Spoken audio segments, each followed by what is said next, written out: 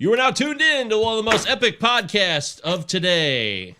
Hey, it's the Rico Palazzo Fantasy Baseball Podcast. We're part of the RotoFanatic Podcast Network. Don't forget that. Go over to rotofanatic.com. It is a lovely website. You won't regret it. I'm Michael Govier, at MJ Govier on Twitter, of course. If you're watching the live stream, welcome in. Thank you so much. You see that we have a guest, and Deary is with me. Deary, how you doing? I'm here. I'm repping my WrestleMania shirt today. It's got the Warrior on it. Got this t-shirt from my birthday last year. I haven't really worn it much because it doesn't really fit me, but yeah, I'm rocking it today. Dude, that is a sweet shirt. That's a great shirt to be rocking. We are going to be rocking a lot of fun information today about fantasy baseball. We're going to talk about some value plays. We'll get in the value zone, some buttercups who are overinflated. Of course, we'll get into Enrico's Inquisition with today's guest. He is a human being of epic proportions. Spent a lot of his life kind of just being the guy, you know, the BMOC. He's someone that I respect immensely as a radio / podcast / audio voice. He's got one of the best voices, smooth, silky, classy in the business. There's no doubt about it. And he has his own podcast, and he has a lot of experience with fantasy overall. I would like to give it up for a guy who has a lot of mystery to him as well. There's much, much more behind this guy. Is he the guy behind the guy? I don't know. We're about to find out. Ladies and gentlemen, everybody in between, it's Brian Seymour. Hey, Brian. Hey, guys. Thank you very much for the welcome. Thank you. I appreciate that, everybody. I tell you what, great intro. Really appreciate it, man. And I got to tell you, the first time you and I talked was about, I think our prowesses as podcast hosts. And I tip my cap to you, brother. I mean, I think that you you got just a natural thing about you. I may have a voice that, just born with a good voice. When I came out of the womb, this is what I sounded like. But yeah, you're a smooth host, man. Yeah. So, well, we're more than that, though. We've been fighting the stigma of host. We're players. Right. We play the game. Okay, we're don't put me in a baseball. box.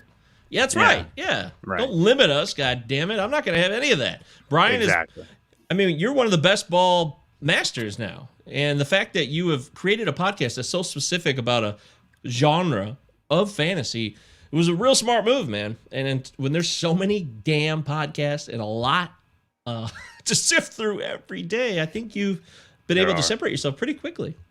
I appreciate that, man. Yeah, I mean, it really wasn't, there wasn't like some cold, calculated genius plan of, this is a niche nobody's attacked or anything like that. It's really just that was what I love to play because I feel like, I'm all about kind of like investing through fantasy sports. Now, I'm really in this I'm in it for the money. So maybe that alludes to a question you may ask me a little bit later on. But I'm really into it for that reason. And I feel like best ball is the best way to go about it. So it kind of just, marriage of a couple things turned out really well. And honestly, I DM'd some people before I even had the idea to start the podcast to make sure that they thought that it would be something that people would be interested in.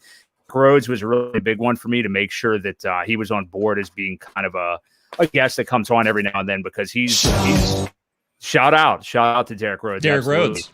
Yes. He probably gets a lot of shout outs on this podcast, I imagine, but he needs more. He's kind of underrepresented in my opinion, but yes. Okay. All right. Well, I'll drop him a few times, but yeah, he's kind of in this venture with me, a little bit of a partner in crime there. So, wanted to make sure he was interested in coming on the pod before I launched it too. So yeah, man, that's what I'm doing. That's what I'm doing over here. So that's me. What you doing? Not much. What you doing? I'm excited for you. That's great, man. Brian, you're a special human being. Even if you're nothing the rest of your life and if nothing goes your way, just remember that you're a good person. You're someone that I think I could have a good conversation with. I think so too. Yeah, I would definitely like to maybe sit down even, I don't know if this is allowed anymore, but maybe even in person someday. No. Someday soon. That? Okay. Someday soon. Okay. If you're not into it. How many times have I seen you in the last year, Mike?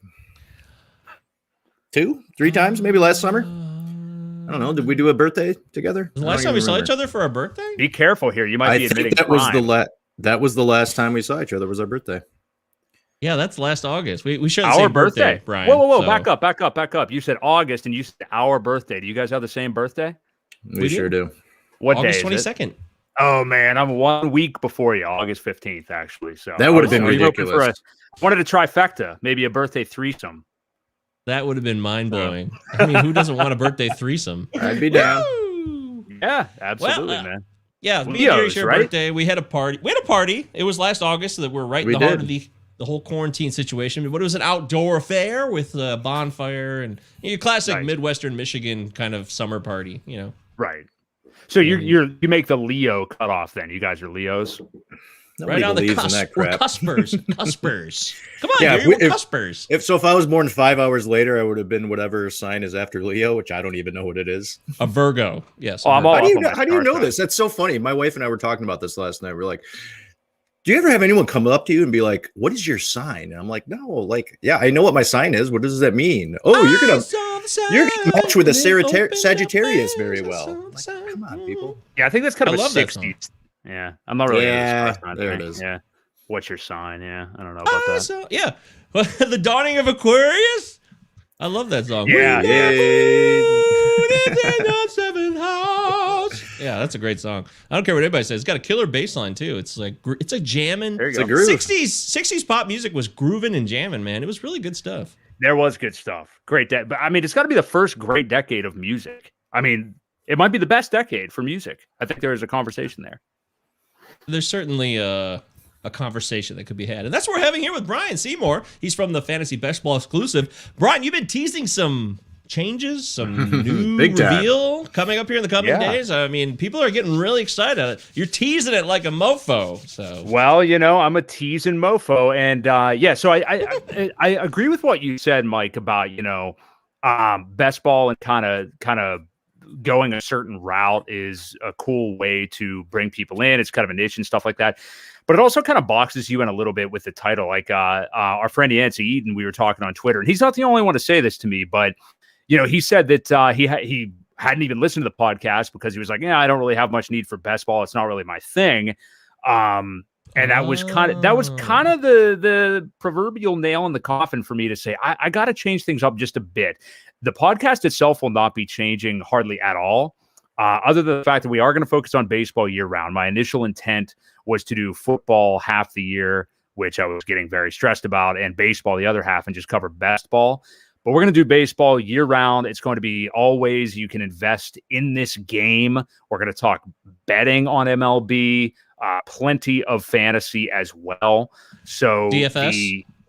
Probably a little bit of DFS as well. Yeah, basically any way that you can invest in this game that we love. So yeah, Sunday night, I would probably look for the change of the branding and the title. And then Monday morning, Monday the 15th here, the very first new episode of the new show will be out. So I'm very excited. Very excited. Tours, the banquet. that's very exciting. I think you feeling yourself out. You take your time. Yeah.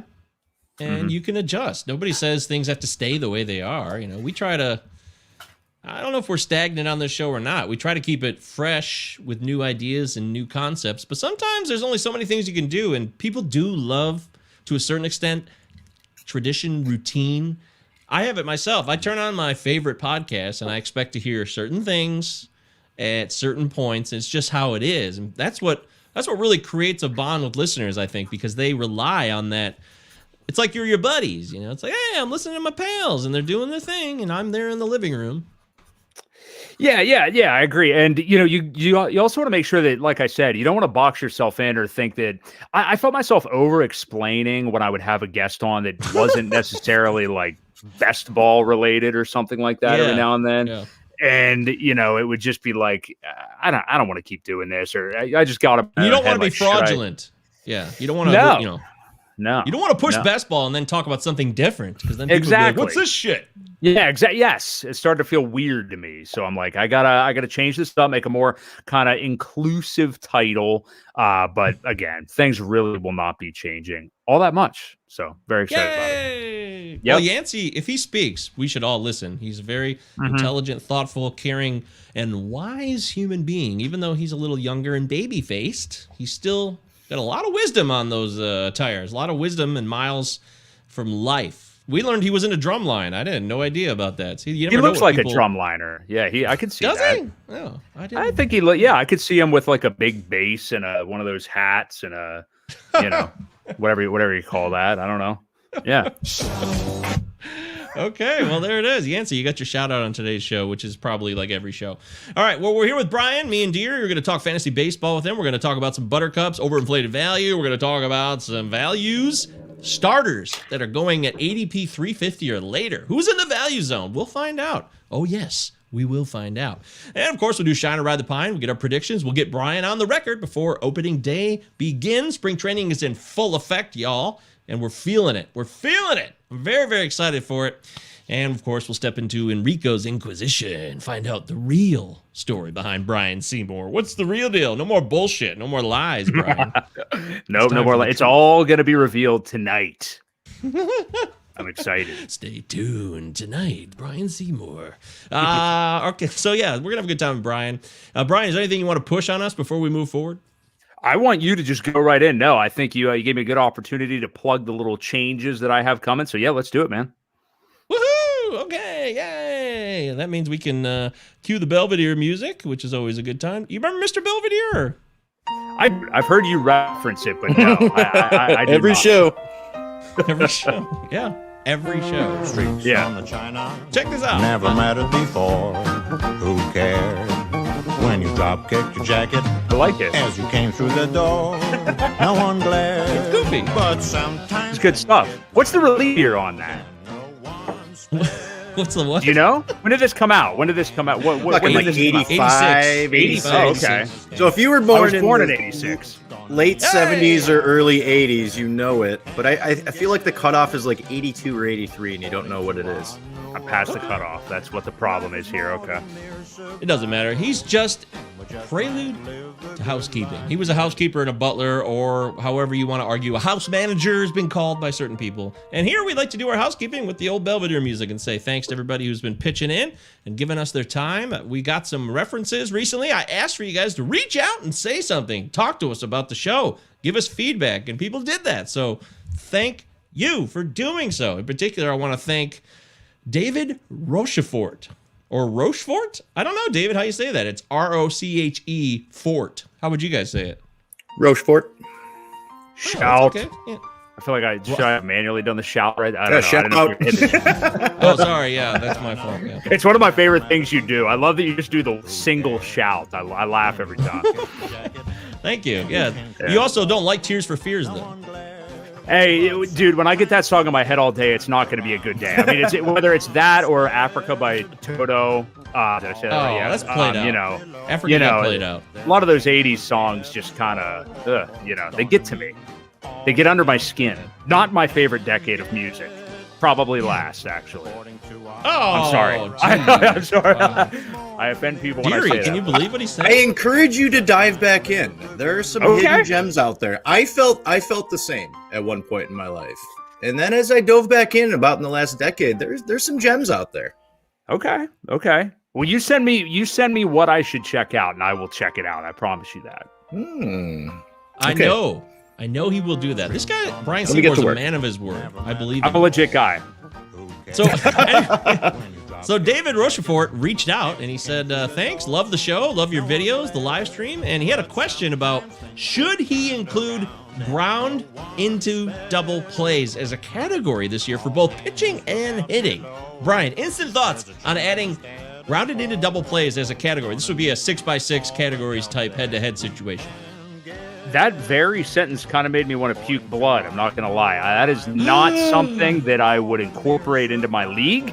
Very wacky statistic. A lot of noise there. I'm going to pass. No. Deary?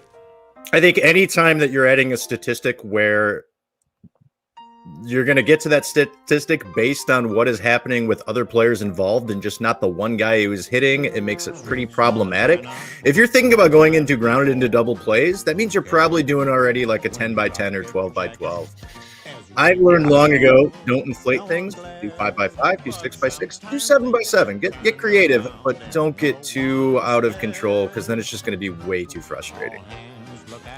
I certainly told him about our fielding percentage experience when we started the Future League about 6-7 years ago. And I told him it's cool to take a chance and progress is fun and tinkering with your league can be enjoyable. And I actually think rounding into double plays for both hitting and pitching serves a purpose because the pitchers who can do that become a little bit more valuable, so it adds more value to ground ball pitchers, but it also hurts these guys who are slower as hitters, and they ground into more double plays. I think it's an intriguing addition that would just kind of enhance the experience. So that's how I come out on it. I know we don't all agree on this, as you guys just made it clear, but David, I say go for it, man. I think it'd be fun. Give it a shot. Try it for 1 year as like a trial period, a probationary period. And if it doesn't work out, that's okay.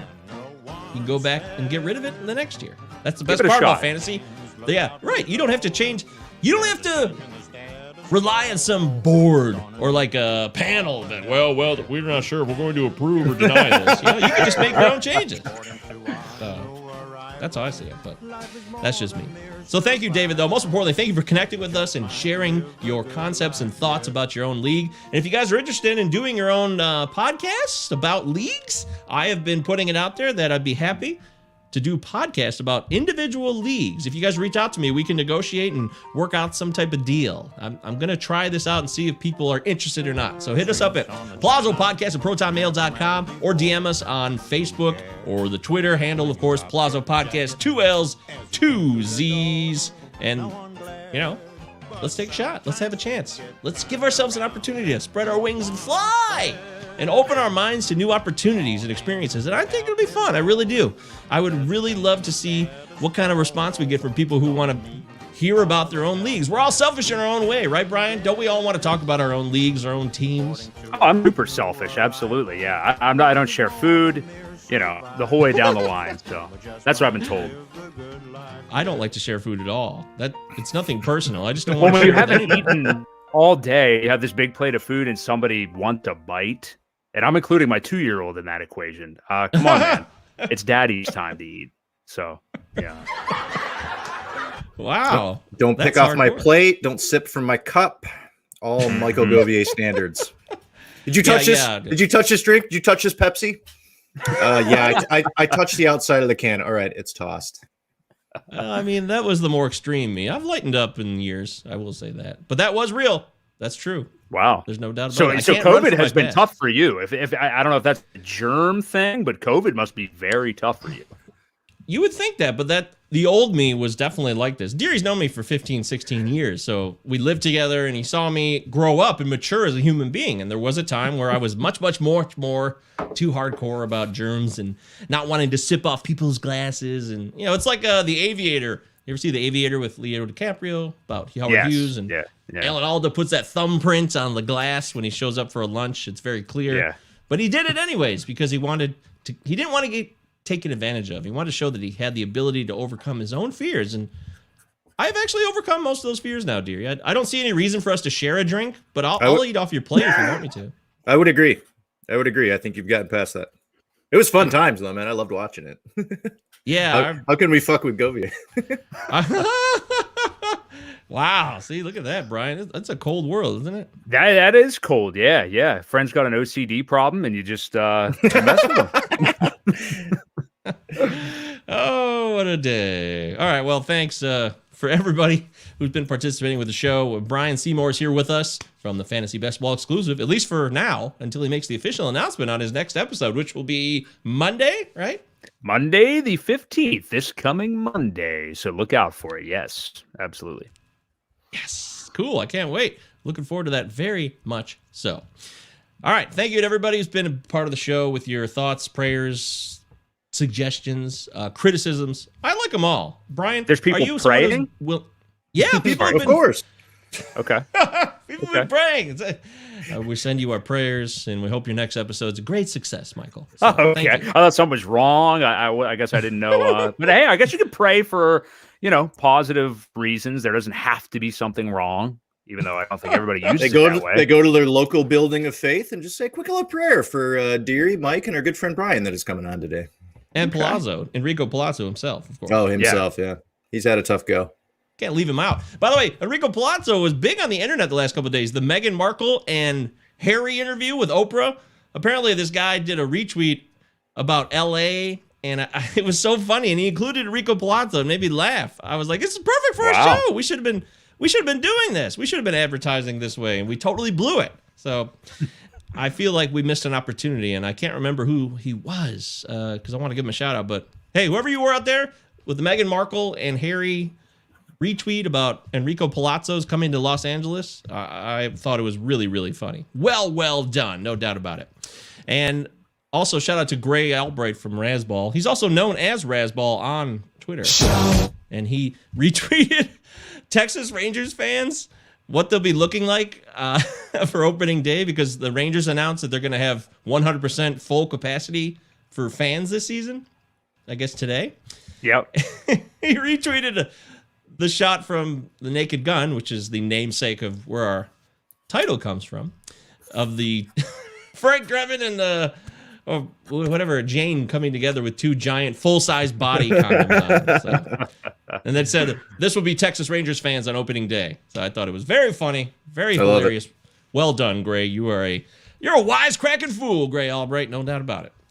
What do you guys think about that topic? I hate to steer you in the wrong direction, and maybe it's because I'm a hosty guy. But what do you guys think about this this Rangers situation? Would you get? I saw Matt Williams posted on Twitter from Rotofanatic a very interesting question today, just stating, would you go if this was your home team and 100% capacity can be filled with a mask on? Are you guys going?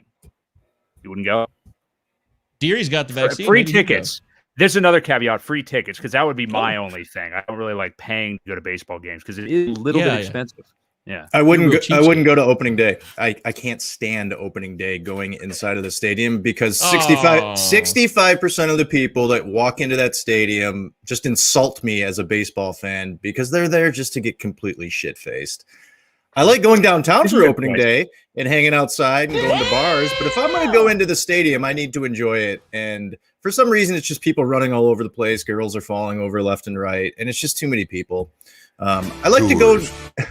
I like to go like 2 or 3 days later when at Comerica you have like 10,000 people. But COVID wouldn't scare me away just because I have the vaccine. But there's also like I will feel bad for like all the other people that are going to be there because it's not like there's going to be people masked up and there's going to be people that don't give a shit, and then there's going to be people that are like a little nervous. So I think it's kind of a sketchy situation. Well, the requirement is to wear a mask, according to the Rangers' public relations. Good luck with enforcing that. It's only going to be like 40,000 people. I mean, it's not going to be a big deal, right? No problem, I assume. Man. Bring your kids, I don't know how bring much. Everybody. Yeah. I'm with you. COVID wouldn't really worry me or anything, but yeah, you're right. Opening day is a bit of a slosh fest. I have found in my lifetime. So it's like a college football Saturday, except it's like it's just in a bigger city with more people. That's all it is. It's just drunkenness all day long. It's St. Patrick's Day. It's the worst version of the United States most of the time, in my opinion. So it's not fun. I would argue that NFL games are far worse. I have seen some debauchery and behavior that should be left unspoken, quite frankly, at NFL games. This man! You're not supposed to disrespect the NFL, dude. I don't think that's allowed. Oh, sorry about that. I don't like What's the NFL? Yeah. I've been told the NFL is very powerful, so I would be careful. I don't want I don't want you to get blackballed or anything, dude. Yeah. Just I'm gonna get canceled. Yeah. Well, I mean, I think I told you if you got canceled, I'd stand behind you. I would appreciate support that. You, so unless it was for like a kitty raper beef, then I probably wouldn't support that. Yeah, that's not great. Yeah, I agree. Yeah. So I guess there are specific terms. All right. Well, I'm backtracking now. But hey, look, I hope nobody gets canceled. I hope that we can all be free and support each other the American way with freedom of speech. So on that note, the Texas Rangers can have all the fans of the world and they can go ape shit and have a time of their lives on opening day and everybody get COVID and then games will get canceled. Then we'll have 7-inning doubleheader makeups and then we're going to lose at bats, plate appearances, innings pitched. It's going to screw up fantasy. All of this comes back to fantasy in the end. So watch out. That's what's completely changes our podcast. Yes. It's a nightmare. Ugh. All right. Well, on that fun note, why don't we get into leading off?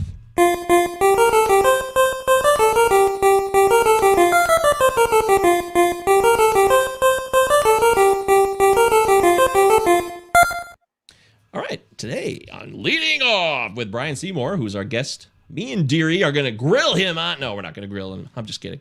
We want to get some spring training thoughts. Spring training is underway. Brian, I want you to give it to me straight right now. what is the one thing that has really stood out to you over the first 10 days or so of spring training? Man, I guess if I had to say, knock on wood, it's been the lack of any real major injuries, right? I mean, there hasn't been anything too crazy. Forrest Whitley is certainly unfortunate, but for fantasy purposes, I don't think he was super counted on. Still feel bad for the kid, but yeah, other than that, Xander Bogaerts' shoulder thing has me worried. Carlos Carrasco has me uber worried with the elbow pain thing coming out today. But yeah, I not, unless I'm forgetting something here, not a ton of crazy injuries, which is very nice as we're almost halfway through March, right? The Cookie's fortune. Cookie's fortune's not gone very well recently. Poor Cookie Carrasco. I feel bad. Yeah. In fact, since you brought up the injuries, let's just fast forward to this part of the segment leading off that we're calling bye, bye, bye. We're losing some players, and they're going bye-bye. Forrest Whitley's one. Jonathan Hernandez of the Texas Rangers. See ya. Yeah. I don't think, it's not official that Hernandez will be shut down for the year, but he definitely has a UCL sprain, and that is no good because he's a pitcher. So I would say bye-bye to Jonathan, who a lot of people were targeting as the ultimate closer eventually in that bullpen because Rafael Montero got traded to Seattle in the offseason. Jose Leclerc's always a mess, and people were saying this could be the guy, but he's done. And then Zach Britton, arthroscopic elbow surgery, not a season ender necessarily. It's a unique surgery. It's not a Tommy John. It's arthroscopic. So I'm surprised that he's not going to be done for the season. Apparently, he could be back in 6 weeks, which is a little optimistic in my opinion. What do you make all these other injuries? Any of these injuries going to hurt your fantasy opportunities in the teams you've already drafted or in future drafts? No, nothing's really affecting me. Although I did just omit, and remember that I did omit actually a pretty big injury that did affect me, and that was Cole Calhoun's little torn meniscus issue that he already had surgery on. He's a guy. He's one of those guys. Now I know nobody's setting out this year to be like, yeah, not good at all. But I know nobody set out this year to be like, hey, I want Cole Calhoun on all my teams. But he's one of those guys. I think of like Andrew McCutchen. I always talk about these guys, the boring older guy that nobody worries about. But hey, guess what? He hits in the middle of the lineup and he produces. So I happen to have Cole Calhoun on 25% of my team. So that one stings a bit. But here he is talking about being back in May. So we'll see. We'll see how that goes. He fits into the category of sneaky and streaky. He's a guy like a Maikel Franco who will go off for like 2 weeks and hit like 4 or 5 bombs and win you a couple weeks if you're in a head-to-head, or just boost you up in roto. Yes. Yeah. Got some power too. So yeah. Yes, he does have power, but I never targeted him. I had no interest. There was never a draft so far where I was like, well, Calhoun, it's about time. I never said that. And in fairness, I never say that either. Like, he's not really a guy that it's like, oh, man. You did give the caveat. You gave the caveat. So I'm not saying that's you, but I don't know all he provides is power. That's nothing else. He's just power. Right. And I will, another caveat. You make great points for roto. Best ball, he's probably even more valuable just because, well, first of all, Chris, you brought up a good point about the streakiness, but also, you just need points in best ball. So another reason that I do have a lot of Cole Calhoun there. So, yeah. Oh, shit. I totally forgot to give a shout out. Well, I'll give you your own personal shout out right here. We had somebody who contacted the show the other day, and he's like, can you create, or is there dynasty points rankings?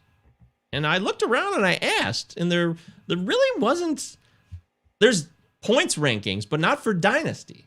And I looked around a lot of websites, Rotoballer, Fantrax, Fantasy Pros, yada, yada, yada, rotofanatic.com, and I couldn't find them. So he gave me the idea to start making my own. So I officially started working on like a big ass, we're talking like 700 players, 500 to 700 players, a dynasty rankings list for points leagues only. And then I'm hoping to have it done by the weekend because it takes a while to make a list that long. It's not something you could just knock out. But I want to give a shout out to our guy AJ, who's kind of TJ. Jesus, what's wrong with me? TJ Bonnet. Thank you, TJ. Some initials. Really appreciate it. Yeah, there's a J in there. So thanks, TJ Bonnet, for getting me on the right path. And I hope that I can provide you with this rankings for points leagues, dynasty style, by the weekend. I really hope that happens. You got the time for this, Mike? Or are you gonna have to pop off this pod and I'm gonna have to carry the load the rest of the way? I don't know if you have time for this. Have it done by the weekend? That's a big stretch, man. Well, I'm on like I did the first 75, so we're on our way. You're unlike any other human I know. Why? Because you're fucking grind, man. I love it. This is why you're my boy. I'm not gonna make it though. I'm already having heart palpitations right now in this moment. Oh boy, that's not good. Do you take a medication or anything like that? You can calm those down. No, I'll okay. be fine. I'll be fine. Okay. All right. Oh man, come on. Like the Chris Farley heart attack. He just had a heart attack while pounding some sausage. I miss that guy. Yeah, I miss him too. By the way, if I have to step aside, could you co-host the show with Deary for me while I'm gone, Brian? Absolutely. I'm all good. I don't know that I can live up to the hype, but I will be here. Of course you could. Well, we would. It's like any guest host. You never want them to try to recreate what the other host had. You just got to be yourself. You know? But you and Deary have this Shandling 15. You guys have this 15-year friendship. I don't know that I can recreate that in like a 5-minute. No, you can't. But Okay. you'll start your own. I'll Deary try. will lead you on a path of friendship. Deary's a good friend. He is. That sounds like a good path. All right, sounds good. Okay, so yeah, thank you to TJ Bonnet. Way to get me on the right track, brother. I love it when we come up with an idea. Wherever there's a hole, like Mike Kirtland's been doing such a great job with the lineups for spring training, he's filling a hole there. And that's what your podcast did too. Even if you focus on other things, you will be known for best ball and people will come to you for that. And that's a good thing. Because best ball is fucking fun. I love best ball so much. It's easy. I never played it till last year, and I love it. Yeah. You don't got to do anything. You draft the team and you're all done. That's it. So it's awesome. Yeah, for busy people, it's perfect. For analysts who have too many leagues, it's perfect. I recommend it. And Deary's laughing because of what I did last year. And I can't believe that we were so out of the loop for all these years, just sitting there playing on the same old boring site with our friends that I love. But come on, we needed more competition. Too narrow-minded, man. We had the blinders on. Yeah. That's and then once you started telling me about all these different leagues, and I'm like, last year when we started the pod, I'm like, oh my God, this sounds amazing. Am I walking into the gates of heaven? This is amazing. Now you're part of TGFBI. And now we're there. I'm in the Raz Slam and the TGFBI, and I'm having a great time. I just made a pick. Woohoo! Love it. By the way, Brian, are you in both Raz Slam and TGFBI? I am in both. Yes, I am. And I got to say, I am wildly enjoying the TGFBI draft. Raz Slam I am too, but I'm doing best ball all year long. So I'm always kind of in that mind frame. But I'm loving TGFBI. And I might be guy number 480 to say this, but I really like my team. I think there's enough risk reward. I think there's enough there that this could compete for an overall or fall flat on its face. So we will see which end of the spectrum I end up on. But I'm digging it. Yeah. Funky butt loving. Did he say funky butt loving? Oh. Wow. Rookie of the year, man. Yep. You know, that guy ended up in American Pie. That guy, he grew did. Up. Dude, he was also, let me make sure I'm not wrong here. Wasn't he also on the Wonder Years? No, I think I'm making something up there. Forget all that. No, he was favorite shows of all time. He was a little too young for that. He's right around our age, Mike. He's right around 40 now. Yeah, Brian, how old are you? You're right. I am. Well, we already know 1986, so you're 34. Yeah, okay. Bingo, 34 years My old. bad. Yeah. I'm sorry. I should have caught up. Yeah, how old are you guys? Hosting. How old are you guys? We're on the nose. 40. Wow. Now let me ask 40. you. You're barely into 40, but 30s, best decade of your life, right? That's how I feel right now. We may have two different answers here. Okay. Yeah, Sounds go ahead, like dude. Come on. No. Okay, go ahead. I enjoyed my 30s thoroughly. I did a lot of dumbass shit in my 20s. I enjoyed my 20s, but looking back, once I turned 39, 40, I'm like, man, my 30s were so much better than my 20s. You have more money, you have more stable relationships. You're just a little more secure with yourself. You don't feel bad about what people are saying about you or how stupid you looked, and you're more yourself, and you're more into what you like. And I loved my 30s. We'll see how the 40s treat me, though. I don't know. I would echo They're that. be even sentiment, better. Yeah. How about you, Mike? Well, I ran into a little bit of an opioids issue in my 30s. It kind of slowed me down a little bit, and it wasn't ideal, but I will say I learned a lot from my opioids addiction experience in my 30s, and I think it'll set me up for the 40s being the best years yet. That's the good news. I'd say it was a decade of growth. It was. I learned a ton. I made a lot of hardcore experiences that really taught me what it means to be a human being. So now, I'd say the 40s are going to be the best year. The 30s should be one of the best, but generally the 20s were pretty fun, but I kind of blew them off. I really should have took more advantage of some fun. I kind of stayed downstairs in the basement playing video games too much in my 20s. Yes. Yeah, same. So 4 years in, Brian, you're loving it. 4 years in. I absolutely best. Yeah, absolutely. It's awesome. You know, and then you have a kid, and he's like a mini me, and he is awesome. He's 2 years old. I was changing his diaper the other day. He starts counting to me in Spanish, 1 through 6. I was in shock. Never heard him do that before. So, yeah, man. On your butt. That's right. Wow. Yeah. Deary's jealous. Deary's very jealous right now. Deary loves kids. I got baby fever. Yeah. Oh, yeah? Okay. Well, I hope you have one that speaks Spanish. It's been a few years. So it's going to happen eventually. So the good news is his wife is younger than him, so they could procrastinate for a little bit more. My wife is 34. She's Brian's age. There you go. You could always acquire a baby through some kind of, some means out there. Yeah, I can just steal one off the street. Yeah. Look at that baby. Let me take it. Keep your eyes peeled. Oh, boy. Really? Is that true? Gosh, man. I don't know. Life is fascinating. Well, at any rate, we're talking spring training. What We happened? are? We were, yeah. Let's go back to spring training. So injuries, buzzkill, some relievers are hurt. Like we said, Forrest Whitley injury. We want to go to our catch of the day, which is what we share in spring training. Somebody who's really stood out for better or for worse, by the way. So it doesn't have to be necessarily positive or negative. Good. Our first catch of the day. It's not Drew Smiley. Drew Smiley got smoked in spring training, and I wanted to get this on the record because people are loving Drew Smiley. The Drew Smiley hype is in full swing. It's been going on for like 4 months because he had 30 good innings. 30 innings, people. And I know it's, again, so this is the battle of the, I should have hit the siren, by the way. So 30 innings versus the short sample of spring training, which is an even tinier sample of one outing where he gave up 5 earned runs in 2 innings.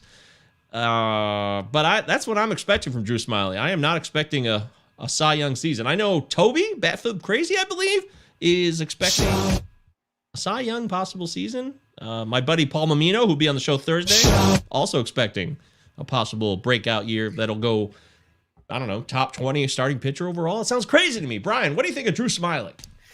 So it's an intriguing thing. I think I have him on 1 out of 155 teams or something like that. So I wouldn't say I'm high on him, but I agree with you with like the 30 inning thing, obviously, but that kind of velocity increase is so crazy that he's got to be a different pitcher now. There's no way he's the same guy. Now, the only thing that sucks is, of course, massive injury history. So is it a gamble? Absolutely. I think it's a guy that if you're in an overall, like a main event, which is not really something that I play in, but even like TGFBI, I think that's a change. Well, yeah. Well, I could do it. I don't really like the, I don't like the prospects of putting my money in an overall prize pool. I like to keep it all within the same league, so the ROI is a little bit like higher for me. But Smiley is a guy who could win that for you. I mean, if he pitches, I'd say even 120 innings this year at the level of effectiveness that a guy who had a 3 mile per hour increase in his fastball could, I think you could be looking at some good stuff. I don't know what to predict though. I shouldn't predict anything, but he's an intriguing guy. I'll say that. Yeah. Wow. Okay, then. Well, Drew Smiley on Tuesday against the Pirates, too. This was against the Pirates, people. I know it's only one spring training outing, but it was against the Pirates. 2 innings, 8 hits, 5 earned runs, 1 walk, 3 strikeouts. But that's the way. People get out via the strikeout now. That's the modern day game. So it's one small sample size, I admit that. But I want to get that on the record that I would be very, very cautious with Drew Smiley this year. If I was putting him as like one of my 5 starting pitchers to rely on in like a rotation overall on a league, I wouldn't be doing that. I would love to take a flyer on him as a streamer. And that's about it. So I want to get that on the record today. I feel like I'm not drafting him in the top. I'm not drafting him in the top 225. There's just not enough to love there. Yeah, and that's pretty much where he's going, I believe, right after that, if I can remember. But yeah, I haven't drafted him, so I'm totally cool if I miss on him, but there could be something special there. We'll see. Home ballpark's You not. want to take a dinghy? No. Oh, I'm sorry. You want to take a dinghy? Okay. Well, I mean, if anything, wanna it could take a be dinghy? something. If anything, it could dude, keep playing it.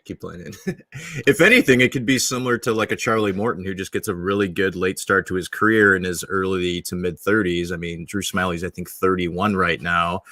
He has put together a couple decent seasons in his career. Tribe has spoken. The injury problems have been a disaster, and basically 2016 through 19. I mean, he was kind of a mess, and I'm not going to buy any stock into 26 innings from last year. What I'd really like to know is what his fastball sat at today. If it's sat at 93, which Brian alluded to that he was throwing last year, that could be a big deal. So, but yeah, I'm not getting shares at him at where he's being drafted right now. There it is. Drew Smiley has been spoken for. We got to get it on the record. That's why we do this. We got to, We're gonna get all in your face and point out your faults. Sorry, Drew. That's what we're doing here. No bullshit. However, Brian, the catch of the day, in my opinion, is this guy. Good.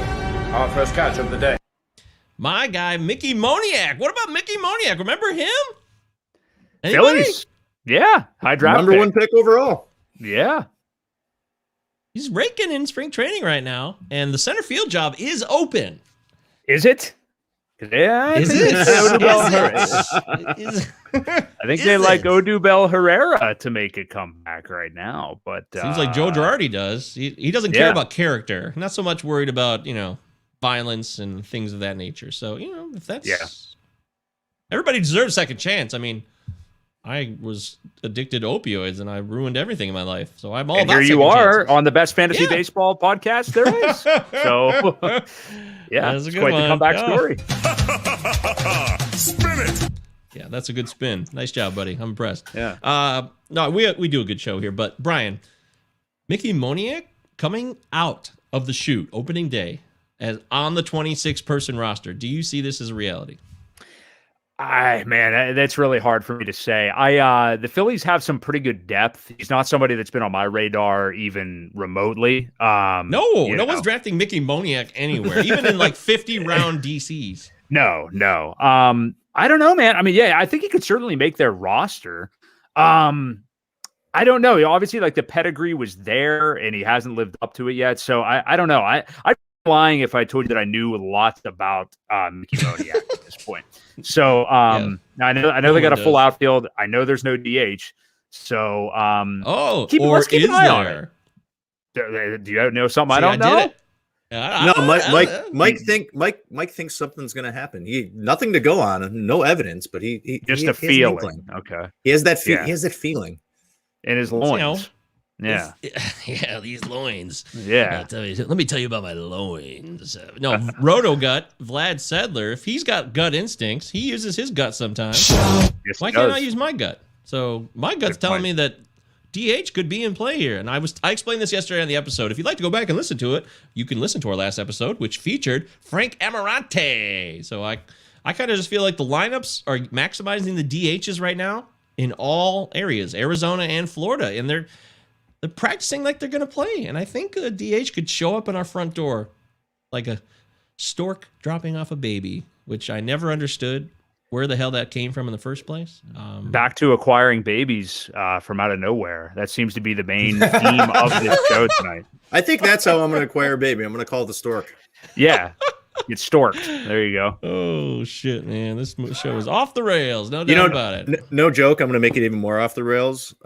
When I was a child, I thought I was bought at Toys R Us. I had no idea what childbirth was. I thought I was purchased at Toys R Us until I was probably 6 or 7 years old. Whoa. That's pretty late in the game. That's Santa Claus find out age almost. Now, is it something that was told to you?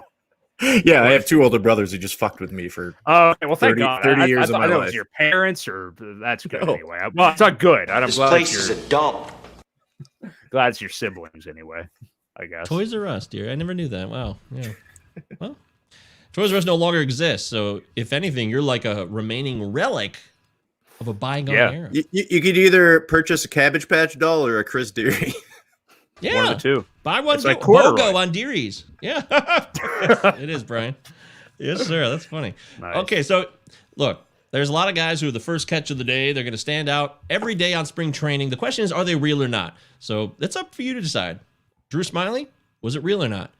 Mickey Moniak going 5 for 9, hitting some home runs, triples. Is it for real or not? Brian Hayes, he's killing it. He had another great game. He's clearly somebody who is being drafted like he's the catch of the day. So that's not a lot of, I don't know, fraudulent movements with his play. I don't believe that what we see from Brian Hayes is anything more than what we'd expect from him. But the lineup is what always comes back to people. People believe in his talent, but they wonder about the lineup around him. Brian Seymour, Brian Hayes, having a great spring training, being drafted, about 115, 110, 105 ADP, give or take. Are you concerned about the overall lineup? Because me and Deary have had this argument about the single player versus the team game. And baseball is one of the games where you can have a big impact as a singular player. To an extent. I'm all in on Brian Hayes. Absolutely. This guy, the lineup around him is not fantastic. You do have Brian Reynolds there, who I think is going to have a nice little bounce back. Not a lot else. I'm not going to lie. However, Brian Hayes has some skills. He can hit for average. He's certainly got speed. The Pirates, I imagine, are probably going to let him go as far as that goes. Who knows? Gregory Polanco may be able to figure out how to play 130 games and get on base a little bit or something. This was the guy who was the top prospect in baseball at one point. And the thing about Hayes that you've got to love, especially like in a big, like a main event setting or any, you got to love this anywhere. He's going to play because of his glove there, and the team's not good. So he's always going to be in there. So I'm all in. There's certainly people who are going to overpay. We know that young players and prospects get overhyped annually. It's, we usually make money off the backs of that and get the Cole Calhouns, the guys we were talking about earlier. But I'm all in on Brian Hayes. I feel really good about what he's going to do this season. That is bullshit. I'm with you. You disagree? No, Okay. that was someone else said that, not me. I'm with okay. you. Well, So. okay. Well, I'm glad you're with the me. lineups. That's all that matters to me. Yeah. Yeah, the lineup's not that bad either. It's being so dismissed because of 2020, and we had the short sample size where a lot of guys were just the worst. They were awful, and that's what happens sometimes. We get it. But that's Well, if anything, it might actually help him out in terms of something like stolen bases because he needs to get himself in scoring position after singles. So like you said, Mike, they're just going to let him go. And, to an extent, he'll be able to just deal with what he can do singularly, which is going to be he's going to be able to get average, maybe pop some home runs. He's going to play every damn day. He might be one of the few guys that plays 162 games in the season. And it's just whether or not somebody can knock him in once he's on base. But he should be able to help himself out enough. I have no shares of him right now. I'm not disappointed in that, but I still have a few drafts coming up, so maybe I can grab him here or there. And that's where the big bucks start rolling in. Brian Hayes, destined for big things, no doubt about it. Okay, well, those are our catches of the day. Some of them, very tasty morsels. Others, a little putrid, maybe a little rotten. Drew Smiley, a little stinky. Day-old fish, not ideal. I would pass on it. They try to push the fish when it goes bad at restaurants, and we still eat it. So don't be that guy. Don't be those people that eat the raw fish, the nasty fish that's gross. I want you guys to win. We all support you here on the Hands Rico Palazzo Fantasy Baseball Podcast, part of the Roto Fanatic Podcast Network. Don't forget that. Palazzo Podcast or ProtonMail.com is how you can contact the show. You can also contact the show through DMs. Palazzo Podcast on Twitter, 2 L's, 2 Z's. Utah, give me 2. Don't forget that. We are here to support you guys. We want you guys to win. We want you guys to make money. We want you to have a big-ass trophy to hold high over your arms and say, woohoo, we did it. We're number 1. Farfa's number 1, okay? We believe in you guys. So don't forget that. That's what we try to do here. Have some good time. Have some laughs. A little bit of entertainment. Have on great guests like Brian Seymour, who is currently joining us. And you can follow him on Twitter at Fantasy Best Ball. But the last L in ball, Brian? It is a number 1. And I think that's just a little creation. I think that's just the default, just the name that they wanted to roll with me. Now that's going to be changing in like 4 days. So I've been giving it out. I've been, it's stamped on every podcast. So I'll have to fix some of that stuff on the back end. But I won't lose any followers. I already looked into this. You don't lose followers if you change your Twitter handles. Weird stuff happens in the background somewhere, but no followers will be lost. So that's all good. Okay. Well, good. I don't want to lose you. Bye, Felicia. I want to hold on to you big time. All right, let's get into it. It's time for the segment of the show where we try to omit some baseball logic and we talk about the man, the myth, the legend. Brian Seymour is going into Enrico's Inquisition. Brian, are you ready to rock? Let's do it. I am ready. Would you prefer to deal with a manipulative person or a callous person? Wow, this is deep into my psyche. Alan Trammell or Lou Whitaker? Oh, I knew you were going to hit me with that. The 1988 Dodgers or the 2020 Dodgers? Oh, the 1988, by far. It was the happiest moment of my sports life. That was my first gut moment. Nelly, get ready for some doozies. Because it's time for everybody's favorite part of the show, Enrico's Inquisition. Yes, sir, Reba. Brian Seymour is officially in the Inquisitional Chamber. We have closed the doors, we have locked them, and he will not be able to leave until he has answered all of our queries. On the Hey, it's Rico Palazzo Fantasy Baseball podcast with Michael Govier and Chris Deary. Brian Seymour, this is a show that is supported by Russell Crowe. This is the official fantasy baseball podcast of Russell Crowe, in case you did not know that. It's very important that people see, people don't know this. We got to get the word out on this. It's very important that people know where he comes from and that he has a lot of respect for what we do here. So, in that spirit, we've had differing opinions on this, and boy, I hope you're with us because So it's every hand to his rope or gun, quicks the word and sharps the action. After all, surprise is on our side. That's right. That's from the movie itself, Master and Commander. This is the official Master and Commander Fantasy Baseball podcast. So do you prefer Survivor, the TV show, or Master and Commander, the film? Wow, I can't say that I am a viewer of either. Jeez. Stu in a row, I guess Mike. This question's dead. I guess I'm going to have to go with the film. I would not watch Survivor on television. That is not something that I would watch. So, yeah. Doug would be upset. Tribe has spoken. There it is. Not That's all you have to say.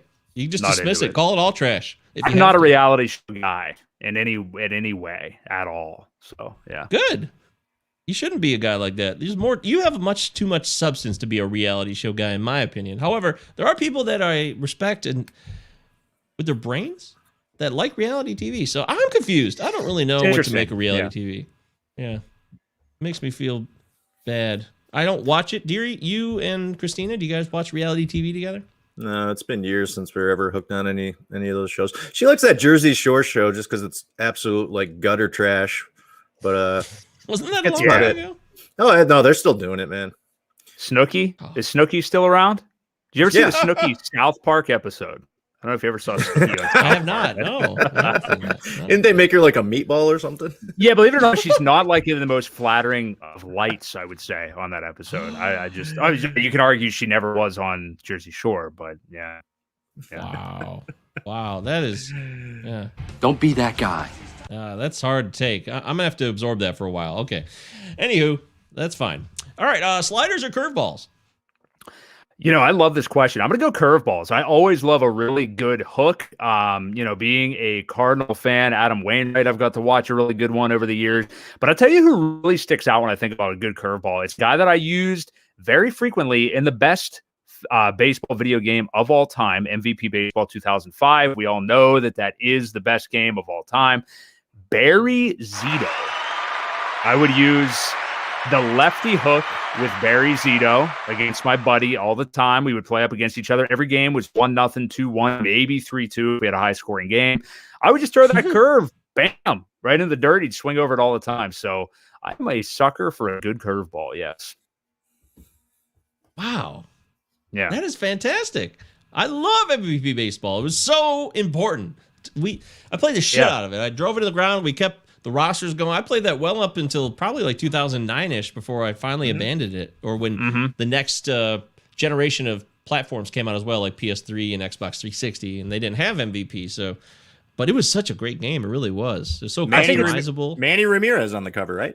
Yes, that's right. Yeah, and I got a copy it was right over best. there. It's over there on the shelf. I have a PS2 in my living room right now, and it's sitting in it. I haven't fired it up in quite a long time, but It's a great game. yeah, I think great game. dude, the best gameplay of any baseball game I ever played, any sports game, actually, I would say, any football game. There it is. Amazing. Absolutely, we all own There it. it is. Everybody in this community owns it, I think. So I even got 2004 too with that. I have it too. So, yep, There I you have go. that one too. Yep. yeah, Awesome. See it all with the hitter's eye. EA Sports hitter's eye. Wow. Now I turned off the hitter's eye. That bothered me. I definitely turned that off. But yeah, I did. Yeah, I did too. Yeah. But great Oh. game. John So Dow. good.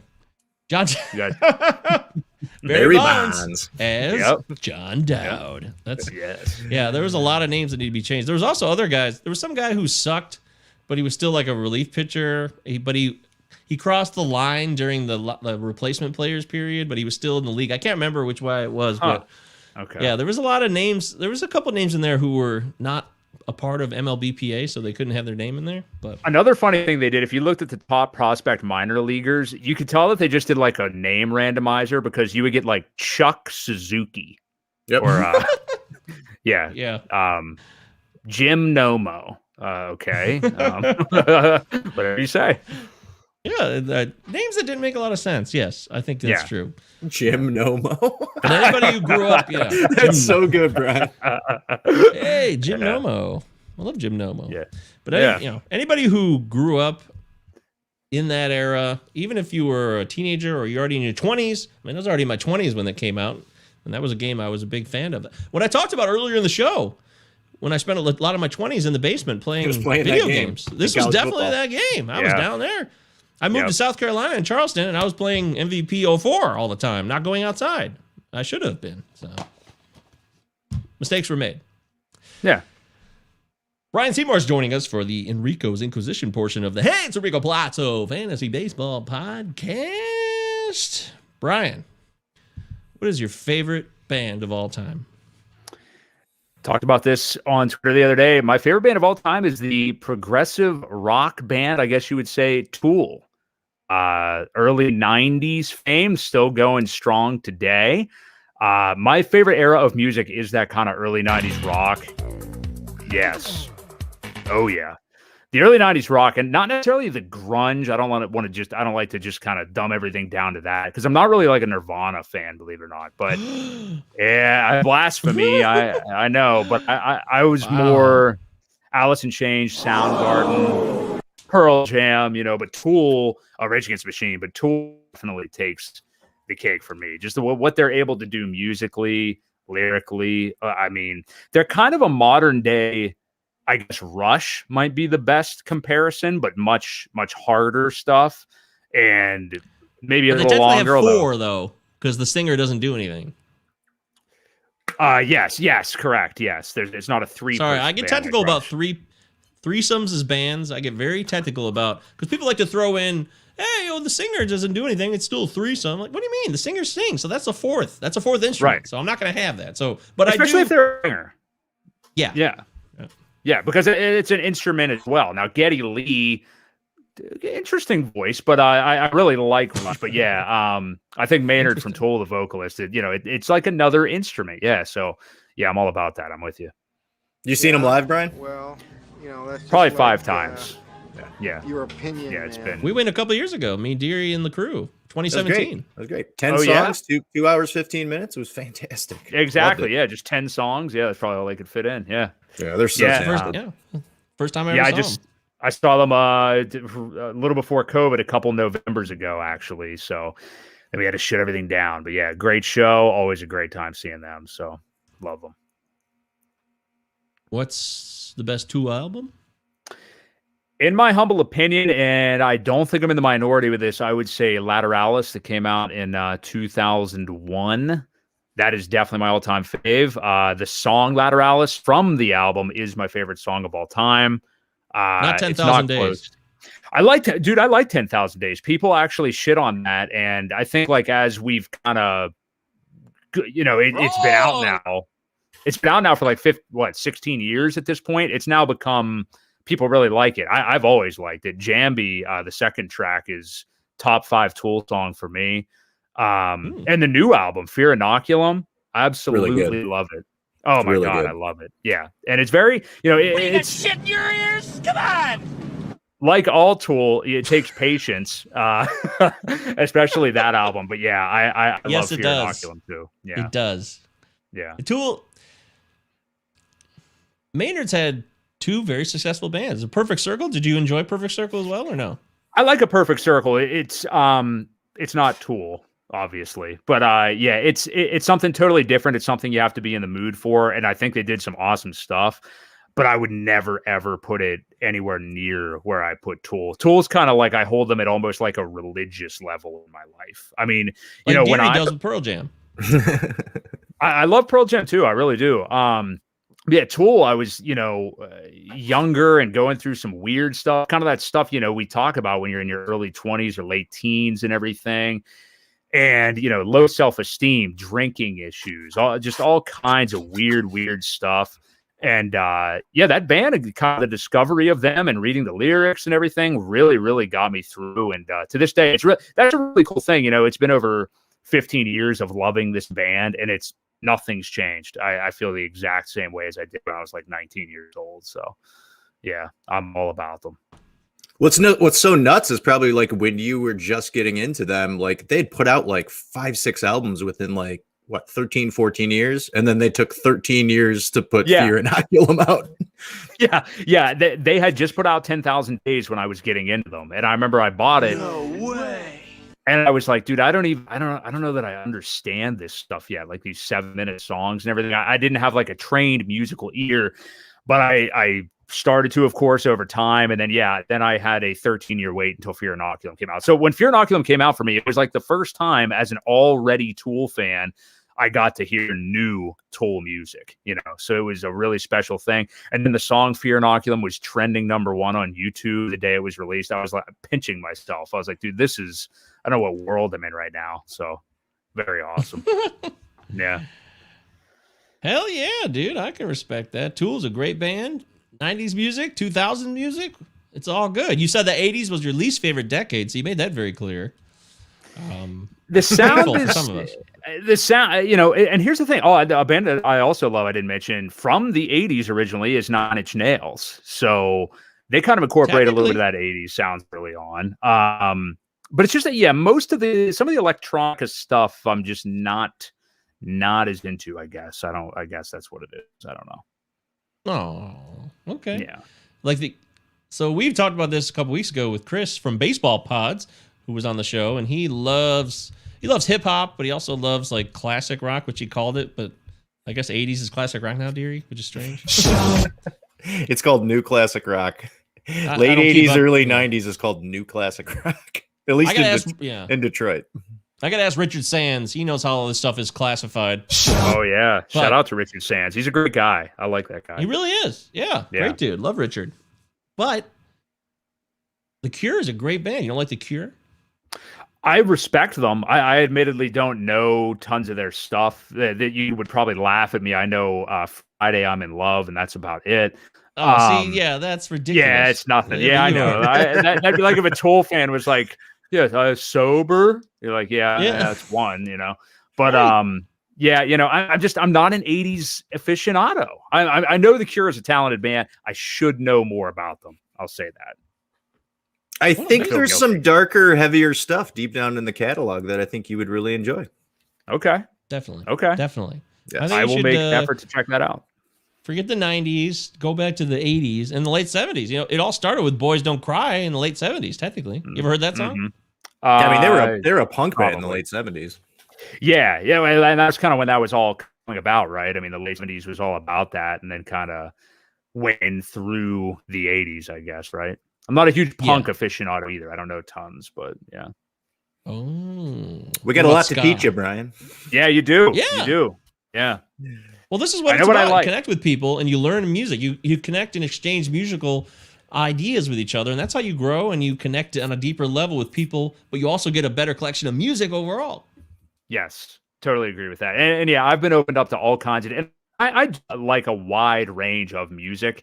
I don't know what it is. It's just, I feel like when I hear songs that are from the 80s, I hear the 80s. Like I know, I can tell you what decade a song is from just from hearing it. Like Lady in Red comes on, and I'm like, well, I know where I am right now. Or like, okay, let's pick a band like Aerosmith. Okay, so this is a classic rock band. If I hear one of their 80s songs, I know immediately it's 80s Aerosmith. It's just the way that things are recorded, the way that it sounds. Like Janie's Got a Gun. You know what decade that came from as soon as you hear it. You do. Love in an Elevator, same thing. So now Ragdoll, Sweet Emotion, Daddy's little cutie. Ragdoll. Yeah, there you go. This is another nugget. As a kid, huge, maniacal Aerosmith fan, and I saw them live very many times. So I grew out of it a little bit. Yeah. Kind of Dude, weird. I had this babysitter in 1990. She used to babysit us, and we lived in Brighton, Michigan at the time, and we would go stay at her house too during the summer for a few days. They lived on a farm, and she had this kid brother, and he was obsessed with Aerosmith. And like it was like a farm. It smelled like horse shit all the time and everything. It was weird. I like it really that, stunk outside. If you like that farm smell, then this is perfect for you. But this kid had every Aerosmith tape recorded. It was all tapes. This is 1990, and he was just shoving it down my throat. And eventually, I was like into it because he just kept. It's all I was exposed to in 1990. I had my first tape before that was Richard Marx. I didn't have a lot going on. So. You got a favorite Aerosmith song? Mike, you got the short end of the stick by not having older brothers. Yes, yeah. I never fell into the musical garbage as a kid because I had two older brothers that listened to some good stuff growing up.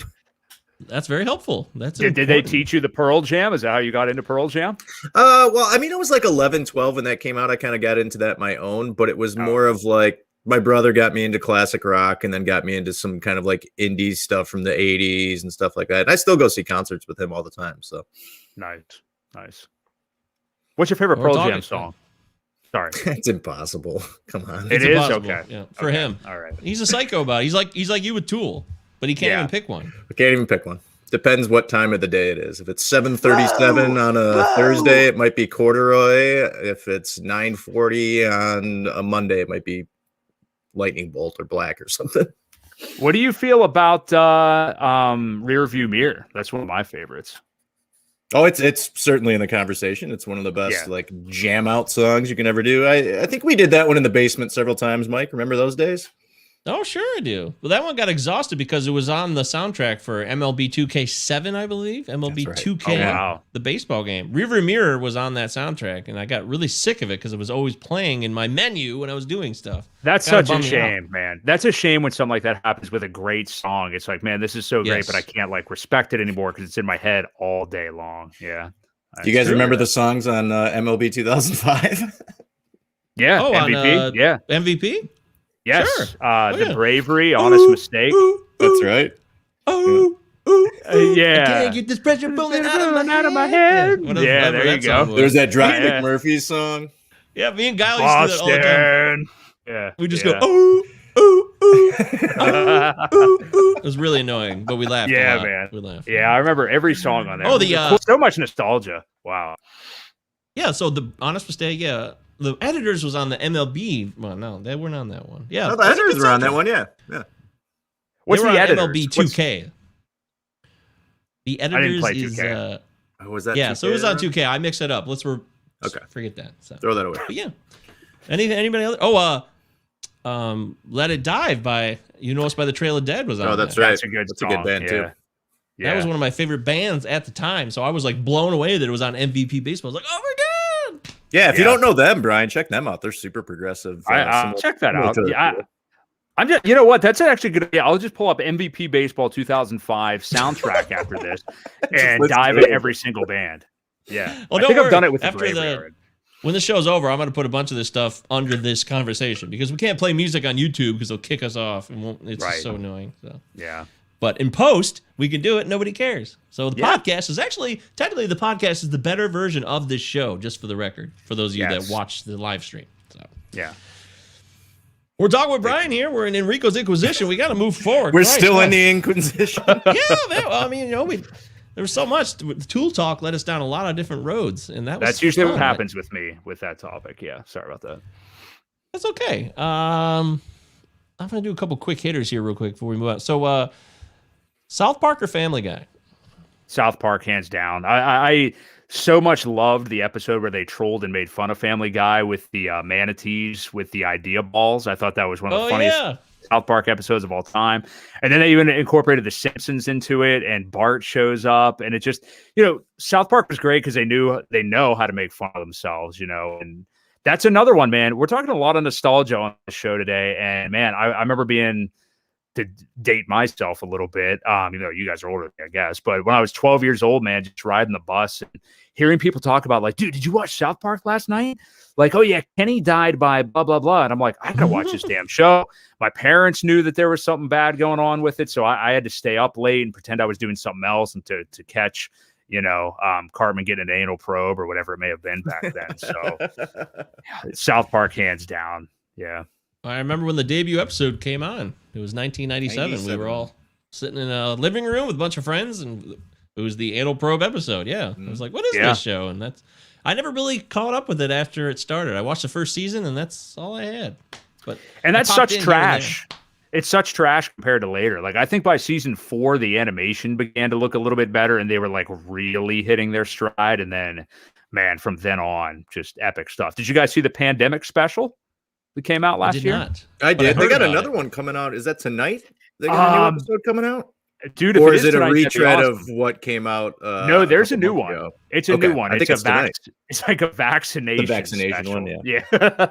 So I'm pretty pumped. I love what they do. I love that they exist. I do. I don't watch them regularly, but I love the fact that they rip on the whole world. They're not everybody. They're equal opportunity. They don't. There's no red, blue. There's no politics. It's just like everybody is clueless, and I love that angle. I really do. So I'm glad that they're out there doing that. Yeah, I'm with you. It's their strength, man. I absolutely love the show. I hope it's on forever. I hope it's on till we die, because one day we will all perish from this earth. But hopefully it's not for a while yet. We'd like to have Brian around for a little while longer. We're getting to know him, and liking what we're hearing here from Brian. Pretty cool dude. All right. I'm glad I'm making a good impression. So it's time for Love or Money. I tell you, I've thought about this one a lot. And I think that the interesting thing about this question is you do get the opportunity to kind of qualify it. So if we're talking like romantic love versus money, I gotta go money, because I think when you're after that chase, kind of makes you become an even more valuable commodity. It's kind of something I strive to as a man. I'm an investor, it's what I'm all about. But we all need, human love and love of self in our life. I think that is number one, is loving yourself. And it's a journey that, most of the nation very clearly is still on, if you ask me. And I'm not trying to sound condescending. I'm certainly not there some days. But, man, you get on some of these social media apps and just the way that people are acting and the way they put their lives out there and the way that they communicate with others. There's a lot of work, I think, for everybody to do there to look in the mirror and reflect a little bit. So I think that self-love, that is the most important love. That is the love that I would vote for in this category. That's beautiful. Very beautiful. I know that you are somebody who's trying to, you want to be out of the game. Like you don't want to necessarily bust your ass on a 9-to-5er, right? You're looking for other ways to kind of make the most of your experience on this planet, right? Exactly. Yeah. And it's, obviously easier said than done, but I've kind of found this nice pocket of time where, I think I gave up kind of maybe having a career that I, live a life you don't want to take a vacation from, and all these, bullshit posters that are on like my mother's wall at home. But I gave up on kind of like, this is my dream job, and it's always, and maybe if I went to school for something actually important, I would have lived that life, but I'm not there. So I do things that I find interesting, that my brain works well at for a day job, and I enjoy, and then do the passion stuff in my spare time. I am a very frugal guy, and I probably save 40 plus, in excess of 40% of my income, and just, I'm a grinder as well, much like yourself, Mike. And, I kind of put a target on hopefully by 50. That's still a long ways off, but by 50, being able to say, hey, I am a financially independent, free man to do whatever he wants. Maybe it'll come earlier than that, have some successes here with the baseball stuff. But yeah, man, it's all about that. It's about building relationships along the way. You never know what little breaks may happen and stuff. But yeah, I think if you're keeping your nose to the grindstone and taking what's yours and saving your money, you're on a good track. So, And that's where the big bucks start rolling in. that is right. Forever. I mean, Class. That's difficult. That's difficult forever, man. To have that life forever is challenging. And we talked about this with Blair Williams last Friday night. He was talking about the commodification of the fantasy business, the fantasy industry. And he was talking, I don't know if people got this. He was talking a little bit more from the FanDuels and the DraftKings approach, where it's just like money, money, money, money, money, money. It's not necessarily everybody who's trying to survive and maybe make a buck doing this. He was talking from a bigger approach from some of these companies, I believe. But there's nothing wrong with commodifying what you do, right, Brian? I would clearly, or I would assume that you are very much pro, hey, nothing wrong with getting paid for your time. Do something that you enjoy.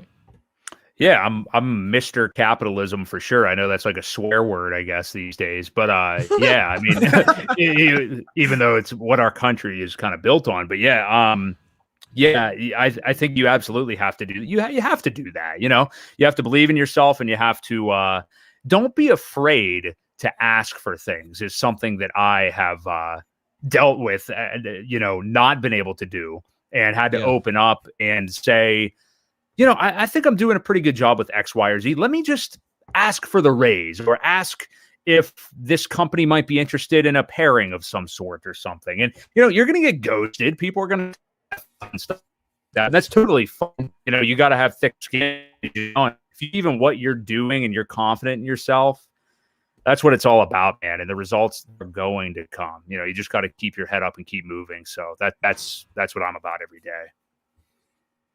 That's a fantastic message. What a great way to wrap up the segment of Enrico's Disquisition with Brian Seymour. He's dropping knowledge. He's dropping dimes. He's dropping loads. He's dropping... He's dropping loads. Dropping some loads tonight.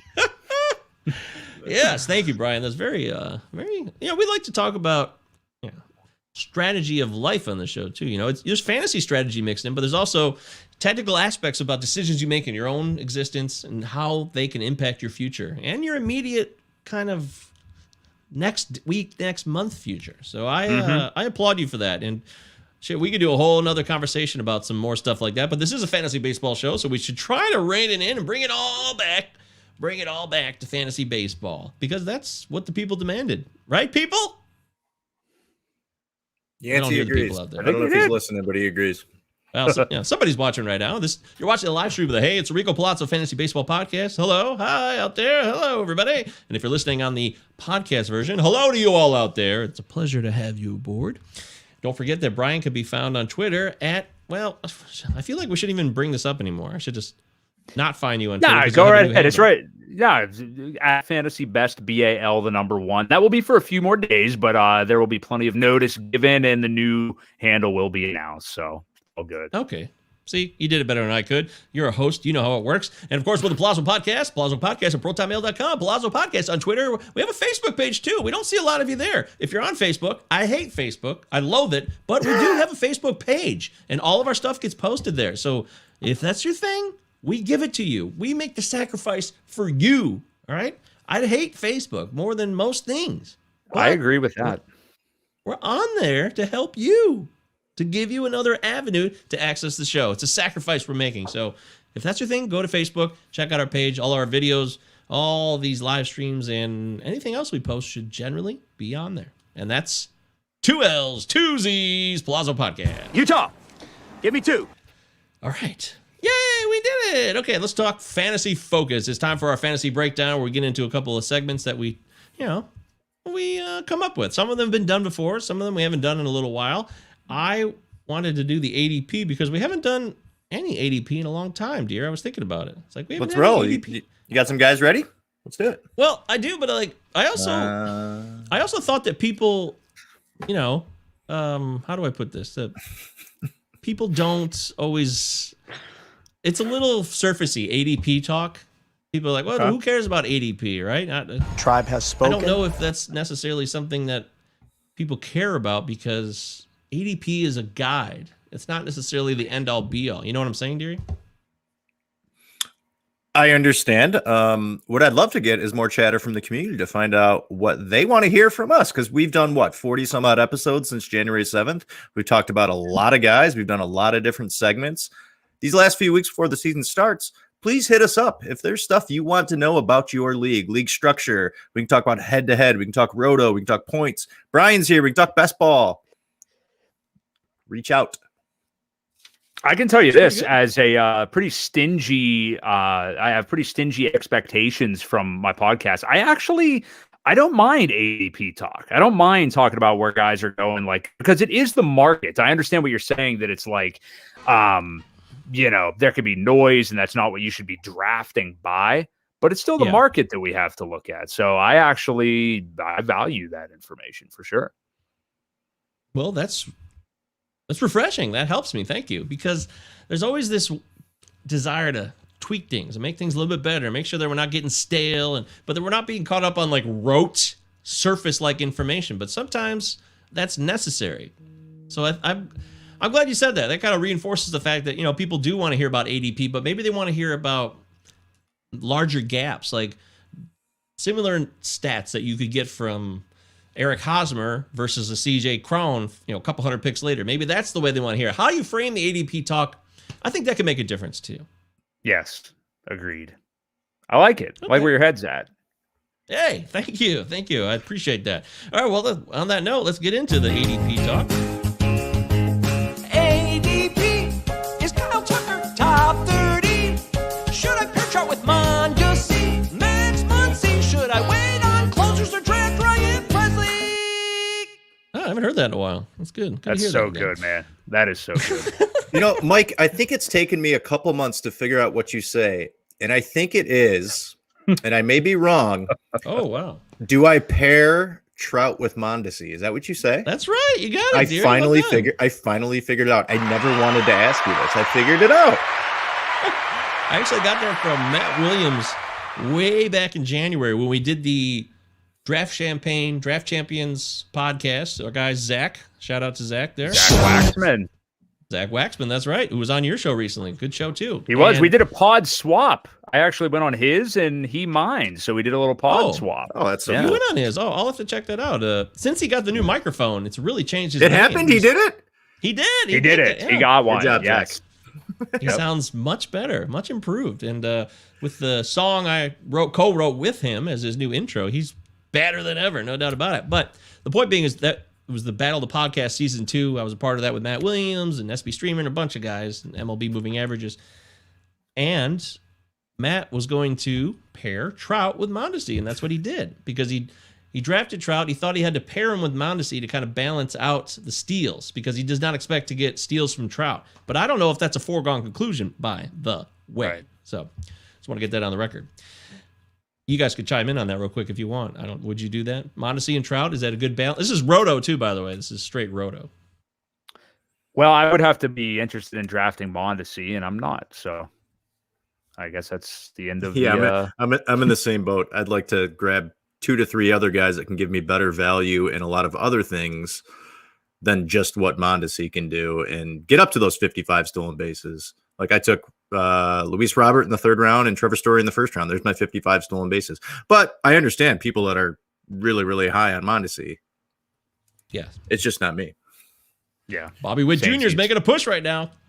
Bobby Witt Jr., watch out. No, I don't know if that's really going to be an issue by the time the season starts, but he is a number 2 overall pick in the draft a couple years ago. He's going to be up sooner rather than later. Sam Jacobowitz. That's a hell of a name. I love it, Sam. Look at this. Sam Jacobowitz. I just traded Giolito and Snell for Cole. That's a lot to give up in a points league. What do you guys think of that? You giving up Snell and Giolito for Cole? I feel like he could have got another pitcher back in return. Because I love Giolito. I have Giolito in my top 5 right now.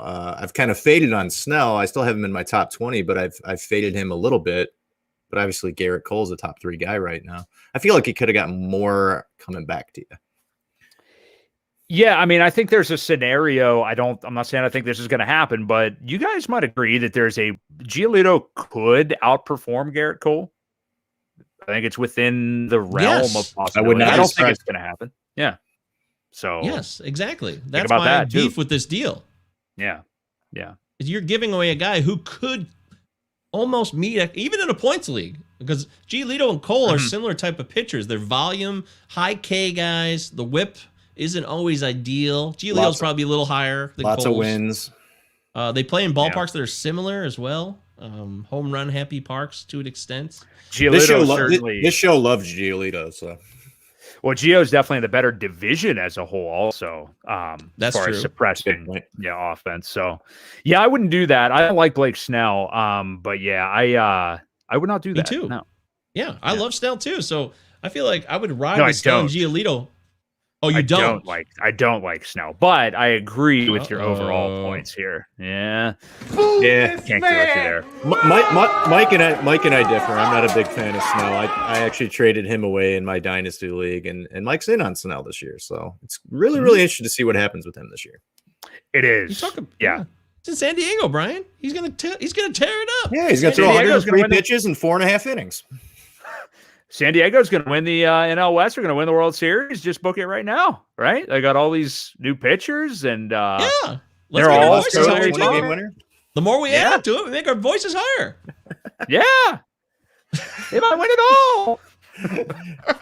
Dennis Lamet's going to have 5 pitches by the end of the year.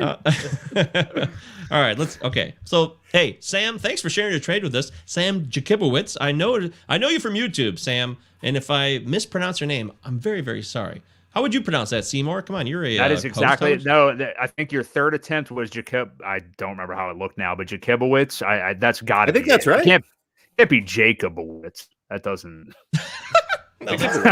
Sorry, Sam. Sipowicz. Sorry, yeah, Sammy K. Sammy J. Sammy J. Good old Sammy Witz. Sammy Witz. Okay, so let's talk this ADP real quick. So I'm taking some of this from my TGFBI league. I won't reveal the names of the teams to keep their, privacy confidential. That's how it works here. But in the opening round 1, by the way, TGFBI, for those of you who don't know, because sometimes people don't know everything, it's a 2-catcher roto league, a 30-man overall roster, fab. So there are opportunities to pick guys up later. No trades, though. No trades. So in round 1, Juan Soto was taken 5th overall. Would you rather take Juan Soto at 5, or would you rather wait and take Christian Yelich, who went at pick 10 overall? Let's start, Brian. Let's go with you first. Soto at 5, easy. I think that he would, in a roto setting, probably be my third guy that I would want. It just depends on the day. I'm a high volume kind of guy, so I do change it up. But yeah, easily Soto. He's going to steal enough bags to make the fact that you're getting like a quote unquote power only outfielder early. He's going to steal some bases, and it's enough that I think it's pretty significant, even if it's 15. Yelich could embarrass all of us with the price he's going at. But he's dealt with back issues, and I'm okay if he is an MVP not on my team. I would go with Soto. Okay. Jerry, what do you think here? So would I rather have the 5th pick with Juan Soto or the 10th pick with Christian Yelich? Is that kind of what you're asking? I'm actually comparing the two of them. I mean, would you rather wait? Oh, that's interesting. Yeah. So if I have a top 5 pick in generally any of my leagues, I'm going with those top 5 hitters, and I think they're all really interchangeable. But in most of my leagues, I don't want to pick in the top 5. I want to pick at number 10 or number 11. Those are the 2 spots I like the most, where if one of those top 3 pitchers falls, I can grab one of those and get the best bat on the come around after that. With Yelich at 10, that's great. You're going to come around on the backside there, and you're going to be able to get a really good pitcher. But I think they're fine spots for both of them. I love Soto. I think he can certainly be the number 1 fantasy player. But we got to remember, Christian Yelich, Frank Amarante brought it up last night.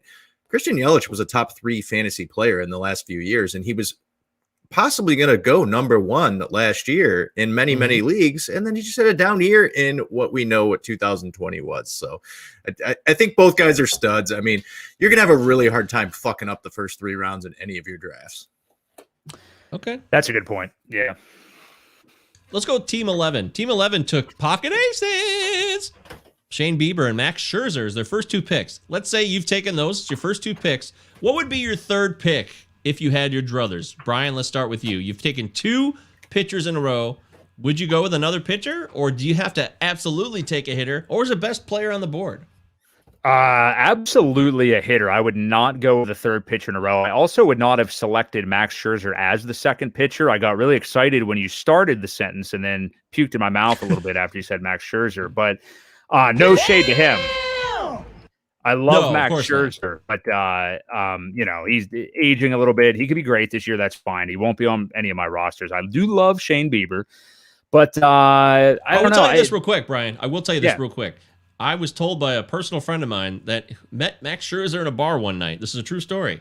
This is verified, and he was a real dick to him. So if that makes it easier for you, then let me go back on my liking Max Scherzer as a person thing. Then based on this one anecdotal story of somebody I don't know, a real good friend of mine. So hey, take it for what it's worth. But go ahead. I was gonna pull up ADP real quick and see who would be a realistic hitter to take at that point. But I'm definitely going hitter, no doubt about it. If I start any pocket aces like that. And let's see, maybe a guy like Tim Anderson would suit my fancy if he was around. I would say that looks. So this would be the 41st pick overall for those of you following at home. So we're taking Bieber and Scherzer. Those were the first 2 picks. We're asking what would Brian do next with the 41st pick overall, and he says Tim Anderson. If he's there, he may not be there, and if he is not, I'm looking at maybe Starling Marte, Randy Arozarena. Yeah, I like those guys. Yeah. Okay. That's where I'm at. Gary, what do you say? Who are the other pitchers that were available for Team 11 at that time? Well, he took Bieber, obviously, and that's shows you who's available. But when he came back on the Scherzer, Buehler, Darvish, and Giolito had all perished. No more Buehler, so those guys Darvish, were on. Aaron Nola was there. Castillo was there. Bauer. Yep. Flaherty, Kershaw, Bauer was there. Interesting. Oh my gosh. Yikes. Interesting. So Scherzer was what, the 7th pitcher off the board then? 6th. Okay. Wow. Okay. 7th. You're right. 7. I'm moron. Anyways, yeah. Brian, you were stunned what you're hearing, by the way, Brian. Yeah. I already forgot some of the names you said, but I think you said Nola, Castillo, Giolito. Or no, yeah. Nola, Castillo, Bauer. That was the one that really got me. There's no way. I would take all 3 of those guys over Scherzer. Bauer, not even a conversation. Yeah. Love him. Yeah, on the comeback there, if like a Rafael Devers is available, I like him a lot. If Luis Robert is there, if Marcelo Zuna is there, I don't know if he would be there. If Xander Bogaerts dropped a ton, that'd be great, even though shortstops are super deep. 3rd round for my TGFBI, Corey Seager was taken in that spot, but also Jose Ramirez was taken in the 1st round there. So what did Team 11 end up doing in the 3rd round, Mike? Well, it's funny. I feel like Brian is broken into my computer because it was Tim Anderson. It was Tim Anderson. Exactly Whoa. All right. Good. About that, Maybe Brian. That's my team, actually. I don't know. Unless you're... No, that's not you. No. And also... 15. With his 4th pick, he took a Rosarina, so you were like the wizard, dude.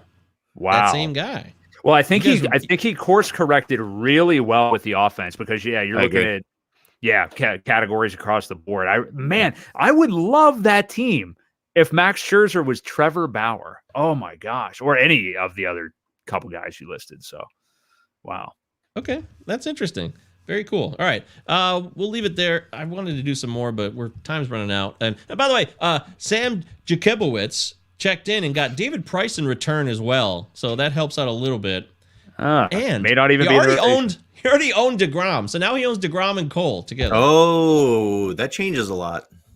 Not a ton, but it changes a lot. He says it helps give a context to you. Yes, it does. Yeah. It's important. Things in a vacuum, they sound easier, but context matters a great deal. I wanted to win with the 2 best pitchers. So congratulations, Sam. Looks maybe like he wanted to drink wine with the 2 best pitchers. Maybe that's what he meant by that comment. Maybe it is. I don't know. He also says, how would Giolito be top 5? That's way too high considering he hasn't been top 12 in his career. Where can he improve from last year? The first part of the question is like, well, players do get better. He's still developing. Yeah. He's only 26, but where can he improve from last year? That's a fair question. He could probably cut down a little bit on the walks. I mean, if I pulled up his information real quick, I would assume his whip has some work that needs to be done.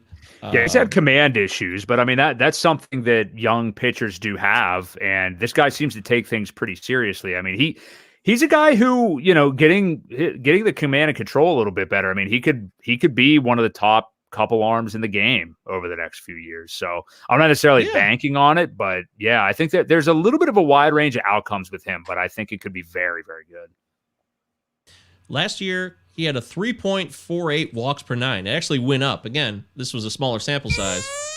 But in 2019, he had a 2.9. So, and that was over 176 innings pitched. So if he can keep the walks per nine under 3 over the long haul of a season, that is continual progress, because he used to be at 4.5 walks per nine. So he's made that improvement. So if that continues to get better, Sam, that is something you can bank on. Like, oh, wow, less walks, more strikeouts. Also, his FIP was 3.19 last year when his ERA was 3.48. Shows that maybe he even got a little bit unlucky last year, believe it or not. So quickly, I wanted to address that because that was a fair question he asked in the second part of that.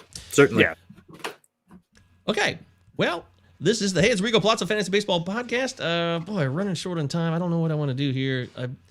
I wanted to go into the value zone. I don't know if we have time for that, though. I want to get Scheider Ride the Pine on the record with Brian. Let's do that. What do you Let's think? go there. You can do that. Okay, all right. We're going to go Scheider Ride the Pine. I'm so Let's sorry. go. Deary, you did the prep work. I see this on the sheet, by the way. For the record. Oh, that's okay. Deary, We can talk about those guys. Overinflated values. Right. Zach Plesac and Kyle Lewis from Deary. Look at that. Yeah, Plesac, I just need to see more. He's going like 22nd starting pitcher off the board right now. He has started to dip down in the last, kind of month or so. I just need to see more from him. It's not that I don't like him. I think he's going 69th overall right now. I think he's maybe more kind of the 100 range. I have no shares of him right now. I like the pitcher. I just think it's a little too high right now. There it is. All right, it's time for Shine or Ride the Pine. Man, we've talked about life, we've talked about fantasy baseball, and we bring it all back full circle. We go on the record with predictions for opening day. We expect a 162-game season, which I'm so happy about. I mean, after last year's debacle, it's really reinvigorated me. Like, yes, woohoo! So pumped. So pumped. Yeah. So today we're going to use Stomper projections from our good friend Steve Paolo. Don't forget, rotofanatic.com also has their own projections. That's us, created by Crosby Spencer. You go to rotofanatic.com right now, click on the projections tab at the top of the page, and there you go. You'll get a shitload of them. You can go to town on it. But we're going to use Steve's today because Steve's a friend of the show, and we like to rotate and mix it up and give you varied points of view, not just one point of view over and over and over again. All right, so you know how this game's played, right? Pretty simple, Brian? I got it. Let's do it. Woohoo! All right, let's start with Luke Voigt. Luke Voigt had a mammoth season last year, although it was a short sample size. In 2021, can we expect Luke Voigt, of all people, to give us 35 or more home runs? Brian, shine or ride the pine? I'm going to say ride the pine here. No, I don't. I do not see that happening. He's certainly got the power. The skill is there. The guy has an extensive injury history. Was he the one that actually had plantar fasciitis last year? I think, or some foot thing going on, I believe. I believe that's correct. Yeah. So, and that is nasty. Albert Pujols dealt with it for years, the majority of his Angels tenure. Evan Longoria, I saw, has it actually right now. It's definitely a nasty injury. And it's the Yankees. This is a lineup that, injuries are contagious. That's kind of the way they do things. So I'm going to take the under on 35. I can see, over 25, but I'd like to see him stay healthy, and I don't think that's going to happen. Yeah, he had a foot injury. He had 22 home runs last year, even though he had a foot injury. So that's pretty damn impressive, I will say. Jerry, what do you say? 35 more bombs. I like the player. I think he'll probably continue to be able to bat 260 and above. But I think the scouting reports are out on him now. It's not a mystery that this guy is a power pitcher. They're going to do everything they can to really stay away from that power bat. I mean, he's going to bat in the middle of a disastrous lineup if you're a pitcher. So I'm going to ride the pine on it. I think he probably hits 30, still gets close to 100 RBIs, 85, 90 runs. If he can get, 550 plus plate appearances. Still like the guy, but I think he's going to go under on home runs. Yeah, Luke Voigt made my year last year. He was so good. It was in the Rat Slam. I picked him, and I took him in like round 17. It was a steal, an absolute steal. So, who is the Luke Voigt of 2021 is what we should be asking ourselves. Who's that guy who rises up from the 200 plus ADP and gives you some incredible value? That's what you should all be thinking about right now. I'm going to ride the pine on it as well. I love Luke Voigt, but I can't believe it's going to happen this year. Injuries will show up. Plus, they got a lot of talented players on that roster, so we'll see what happens. You got to feel like at some point he's going to hit a lull. I mean, he's had 1 year where he had over 500 at bats, and every other year is like 234 or 161. So I'd like to see what would happen over a full season. But every player hits those lulls and hits those slumps, and I don't think Luke Voigt is going to be able to avoid that at some point. That's the true. Ty France of the Seattle Mariners, my guy. I love Ty France. I'm a big Ty France guy. I have him in like every league I've drafted this season. I'm all in on Ty France this year, but I want to hear what you guys think. Brian Seymour, Ty France, will he hit 305 or better this year? Shine or ride the pine? I'm going to ride the pine on that one as well. I see. I don't know what the playing time is going to look like for him, just because they got a lot of moving parts. Dylan Moore, obviously, I think is going to play. He's going to be the primary second baseman.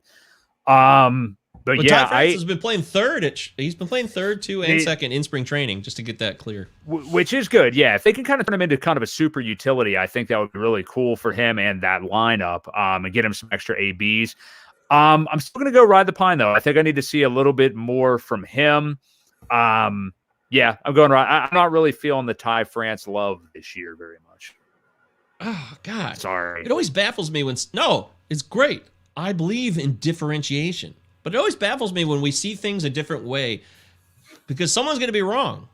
Because there's only going to be one outcome at the end of the season. And people I respect and other players, and they say things that I don't say, and I'm like, am I seeing something wrong here? It just fascinates me to find out. I can't wait to find out how this all plays out. I'm really excited for the end of the season, even though I'm excited for the season. So, Deary.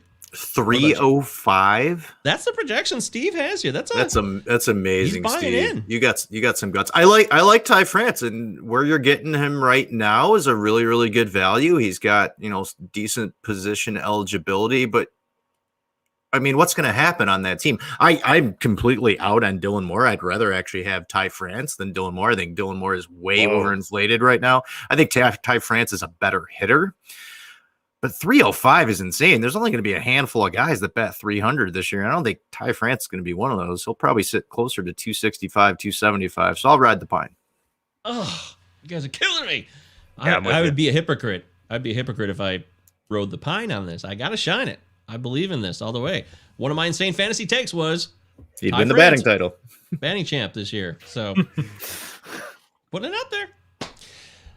And Steve's projections kind of make me feel good because he also has look at this real quickly. 305 batting average, 378 OBP. That's That's a wait. Yeah, 536. So Ty France is slugging. the MVP.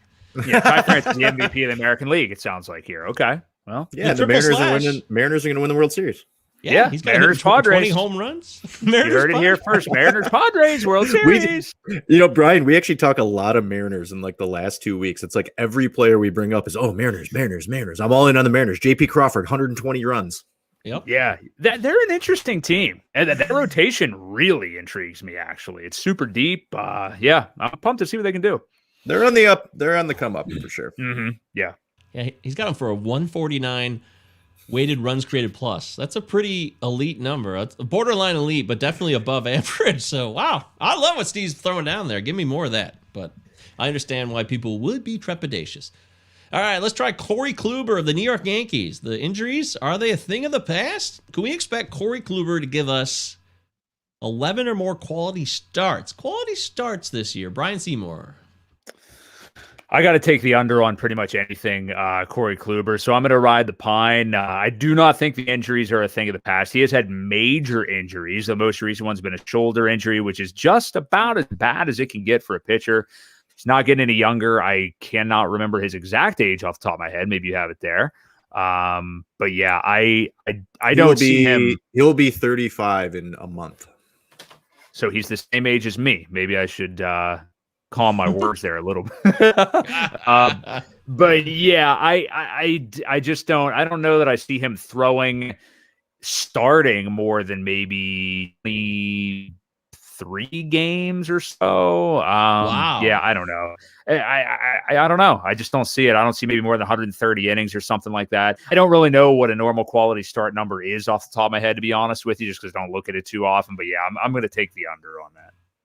Hey, thanks for being honest with us. We appreciate that. See, look, it's the we best don't always policy. know everything. It is. We don't know everything. We try to make ourselves informed and prepared. I think a general, like, above average quality start season, you get about 15 and above, you start to get into above average territory.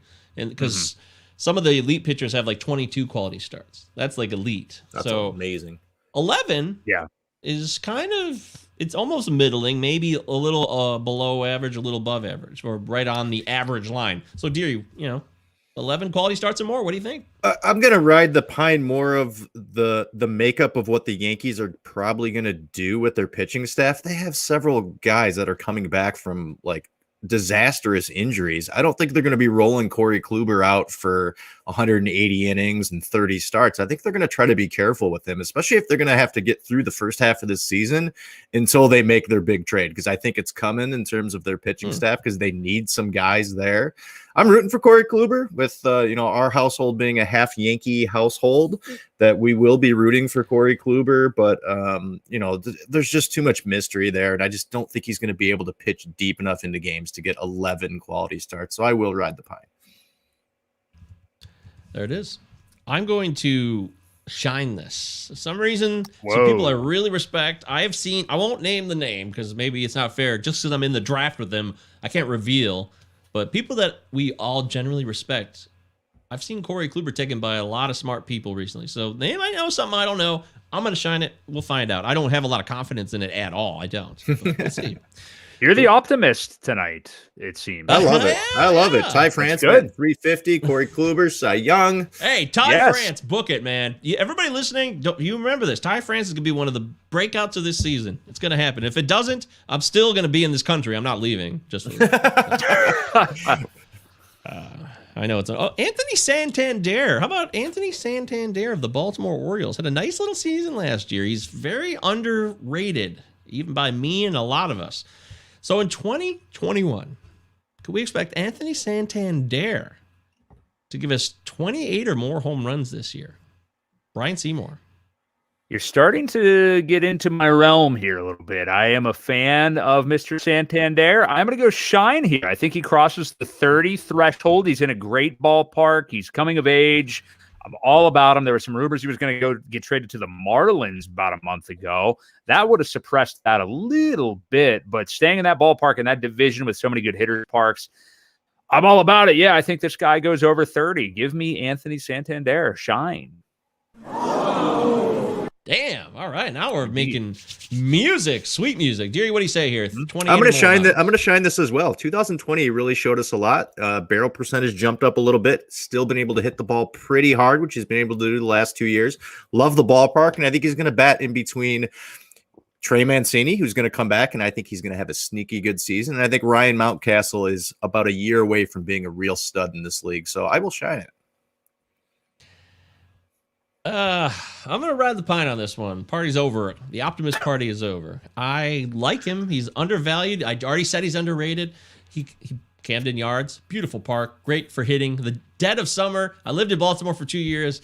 When it's hotter than hell in July and August, the ball just flies out of Camden Yards. But I expect him to be elsewhere. He's trade bait. So I feel like he's going to end up being a part of a playoff run where he might not always get to start. And even if he doesn't, it could mix him up. So I feel like if he hits 25 home runs, that's not bad, but that's not 28. So I'm going to ride the pine. I think he's in the mix for the future around this team. I think they can help build around him. He's only 26 years old. I think it'd be foolish to get rid of a bat like that who's only 26 unless you're getting some really, really great returns.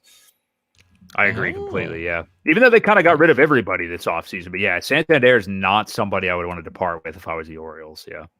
Yeah, you got him for 3 more years here. Yeah. Well, I don't know why the trade rumors. Well, we'll see what happens with that. We'll see. Only God knows why. As Kid Rock said so eloquently in 1999, a classic song. Yes, he did. Guys? Oh, I love Kid Rock. Yeah. Well, you're bullshitting me, right? There's a weird guilty pleasure there. Not quite up to my Creed guilty pleasure. Creed's my guilty pleasure, dude. Scott Stapp versus Kid Rock. Yeah, I think that was on one of those celebrity death matches. Creed's guitarist, Mark, what's his name? He's fucking amazing. Mark Tremonti, he's so good, and it's so bad. It's so unfortunate he got stuck with Scott Stapp of all people because his guitar playing is, it's so good. Yeah. Creed had some heavy song. What If from Human Clay? That song. Woo. I'm firing up. Sell my pity for man. a dime, man. Sell my pity for a dime. I am firing up some Creed tonight after this conversation. It's been far too long. Yeah. Definitely. I don't do guilty pleasures, man. I am who I am. So, but I know that Creed is not cool at all. That's like the one that I hate to admit more than any others. I'll admit that. Yeah. First two albums were really good. It's just too bad what happened with that douchebag. So. Yeah. He is a bit of a douchebag. He did have mental health issues, though, I think. I think he had a complete mental break. Oh, yeah. He had like a psychotic break and was uploading these black and white videos talking about people following him and his bank accounts getting tapped into. So that's okay. Well, that's unfortunate. I think he's on the up and up now. Yeah. He came on the scene as like, pushing the Christ thing, like Christ rock. So I didn't know what was real or not because like the message seemed to disappear. So who am I to say? We don't know the real people. But you're listening to the Creed podcast. This is the only podcast on the internet that talks Creed. When this podcast ends, no one's listening to Creed, no one's listening to Kid Rock. I'm gonna go upstairs and listen to The Cure's 1984 Head on the Door and have a good night. Okay. I mean, Kid Rock sucks. We live in Detroit. We hate him. Yeah. Oh yeah, you're homers. Yeah. Okay. Yeah. Like he did like a 20 straight performance here at the big amphitheater a couple years ago, and it sold out every night. But like we're just not like other Detroiters, I guess. So no. Okay, how about Dom Smith? Dom Smith is a mystery to me, so I'm going to put this number to you guys because it's going to tell me a lot. Will Dom Smith have 71 or more RBIs this season? Brian Seymour, 71 or more RBIs. I think you hit the nail kind of on the head with this one. This is a tougher one. I'm going to go barely shine because I think the skill probably plays. There are questions about playing time. I thought you were going to give me another number like Luke Voigt in 3,500. I don't. He is enough enough that he'll play. Hit kind of in the middle of it. I'll shine here. I go over Smith. You shined it. How about that? I shined it. What do you say? You going to shine with them? I think the skills that he has with the bat is going to keep him in the lineup, although he's going to be tough to watch in left field. I really wish they could get a DH so he could just DH and maybe put Alonso at DH here and there and he can go play first. I mean, it's a really, really good lineup. I think it could be one of those things where Dom Smith plays the first 6 innings and then Albert Almora Jr. or Kevin Pillar come in to, basically spell him defensively. But I like the bat skill that he has. He's just it's a real mystery what's going to go on with him for a full season because it's like, is he going to get 600 at bats? I'm really not sure about that. But yeah, that number is like right on perfect. It's right there. He's probably going to bat 6th in the lineup. I love everything that happens before him with Alonso, Conforto, Lindor's going to be a stud. Jeff McNeil might win the batting title. So he's going to have the opportunities. Oh man, I am, if he has 550 at bats, I'll shine it. If he has under 500 at bats, no, we can't do that. I have to either shine. I didn't know I could do caveats. Am I allowed you can't. You can't. No, you can't do that. Right. I can't do that. How dare you? I'm going to ride the pine. There it is. All wow. Right. Okay. Disagree. If I think the DH is showing up, then I got to shine it. So I'm going to shine it if I no think caveats. the DH is showing up. Good point. No, but I'm telling you, I give a reason. That's a reason. I'm not giving. That's not a caveat. That's my reasoning. So if I believe in that, then I have to shine it, and I am. All right, last one. Jose Barrios. Can we expect 161 or more innings pitched from Jose Barrios this year? 161 or more, Brian Seymour. This is another guy I'm intrigued by. He is a best ball darling because you need innings. So I like Jose Barrios. I think that is that's another really good number. I'm going to take the over. I think I'm going to shine on this. I say he gets into the 170s. He's going to have some rough starts. He's going to let some guys on base and stuff like that. but he's in a pretty good division. He's to the point where he's becoming a veteran now. He's not just necessarily the young guy. So give me the over. I like over for Jose Berrios. I like him to get into the 170s. Erie, what do you say? Yeah, I'm going to shine this all day. I think he's in the top 5 at starting pitchers in terms of innings pitched. I love him. I'm targeting him as my SP3 in almost all my leagues. And I talked about it a couple pods ago. I think if there's one guy in the league that could become Garrett Cole light, it would be Jose Berrios. Okay. There it is. I'm going to shine it too. I love Berrios all day. I think he's quite valuable where he's going on average, which is ADP. Doesn't mean it's what you should do, as Brian said, it's the market. It's a guide. So, yes, I'm shining it, and there you go. That's Shine or Ride the Pine. Another one in the can, one day closer to opening day. That's right. Can't wait for it. Really excited for it. But for now, we have to say goodbye. It's sad. We had a great time, but all good things must come to an end. Even our existence on this planet will come to an end at some point. So, podcast got to end too. We had Brian Seymour on the show, and we had a damn good time. We learned a lot. We thought about ourselves. We considered options, strategies, better ways forward, and some players that we like this year in 2021. Brian, this is your final farewell moment. Say whatever you would like to say. Just want to thank you for having me on, man. You and Chris, you guys are doing something really good, I think, with this podcast. It's unique, doesn't even really do it justice, I don't think. It's something totally different from what anybody else is doing. And when I feel like when I'm on this show, it's like getting invited onto like Arsenio Hall back in the day. Like, hey, did you hear Brian did Arsenio last night? I'm making my rounds at the Tonight Show, the variety shows and stuff like that. So yeah, I think you got some cabaret type stuff going on here, and it's great stuff, man. It's something totally different. So I appreciate you guys having me on. It's always a real conversation with you, Mr. Govier, and I appreciate that. Beautiful. Thank you, Brian. That's high praise. This guy knows what he's talking about. Brian has a lot of experience in broadcasting and audio. He knows what he's saying. So I take that very heavily. That's strong praise, man. Thank you so much. You do great work in that. We don't have to, I'm not just saying that in retort. So your podcast is on its way. We got in the game a little bit earlier than you, so that's the only reason. Otherwise, we're both doing similar things. And maybe you're not as wacky as we are. In fact, you're probably more informative than we are, to be frank. But yeah, I'm not very prefer wacky, that as well. Yeah. Well, you could be. You got to have each kind. You could be wacky if you. Yeah. I'm wacky in private. When we have this in-person meeting, whenever. When we have this in-person meeting again and get some Creed going and stuff like that, I think we're gonna have a good time. So I'm pretty excited about that. Yeah, we're gonna sell Deary on this Creed, no doubt about it. All right, so I'm MJ Govier on Twitter, of course. Palazzo Podcast at protonmail.com. Palazzo Podcast, 2 L's, 2 Z's. You can follow us. Utah. You can DM Give me us. 2. Please give us your feedback. Tell us what you want to hear. Like Deary said, we want to hear about certain stuff as we gain towards opening day. We haven't done a positions show yet. We might be doing some of those, but we want to do what you want to hear. We are here to serve you, right, Deary? 4 nights a week. That's right. Deary, last call. Anything to say before we leave? No, I want to thank Brian for coming on. I am excited for the drop of what's going to happen with the new podcast and the new Twitter handle. So we're excited to check that out when that happens. You can check me out, CDeary1999. I'm not going to give any more promises on what I'm going to drop or release because I'm way behind the ball with all of it right now. So hopefully we'll get something up before opening day with like the 15 things I've promised. A little backlog right now.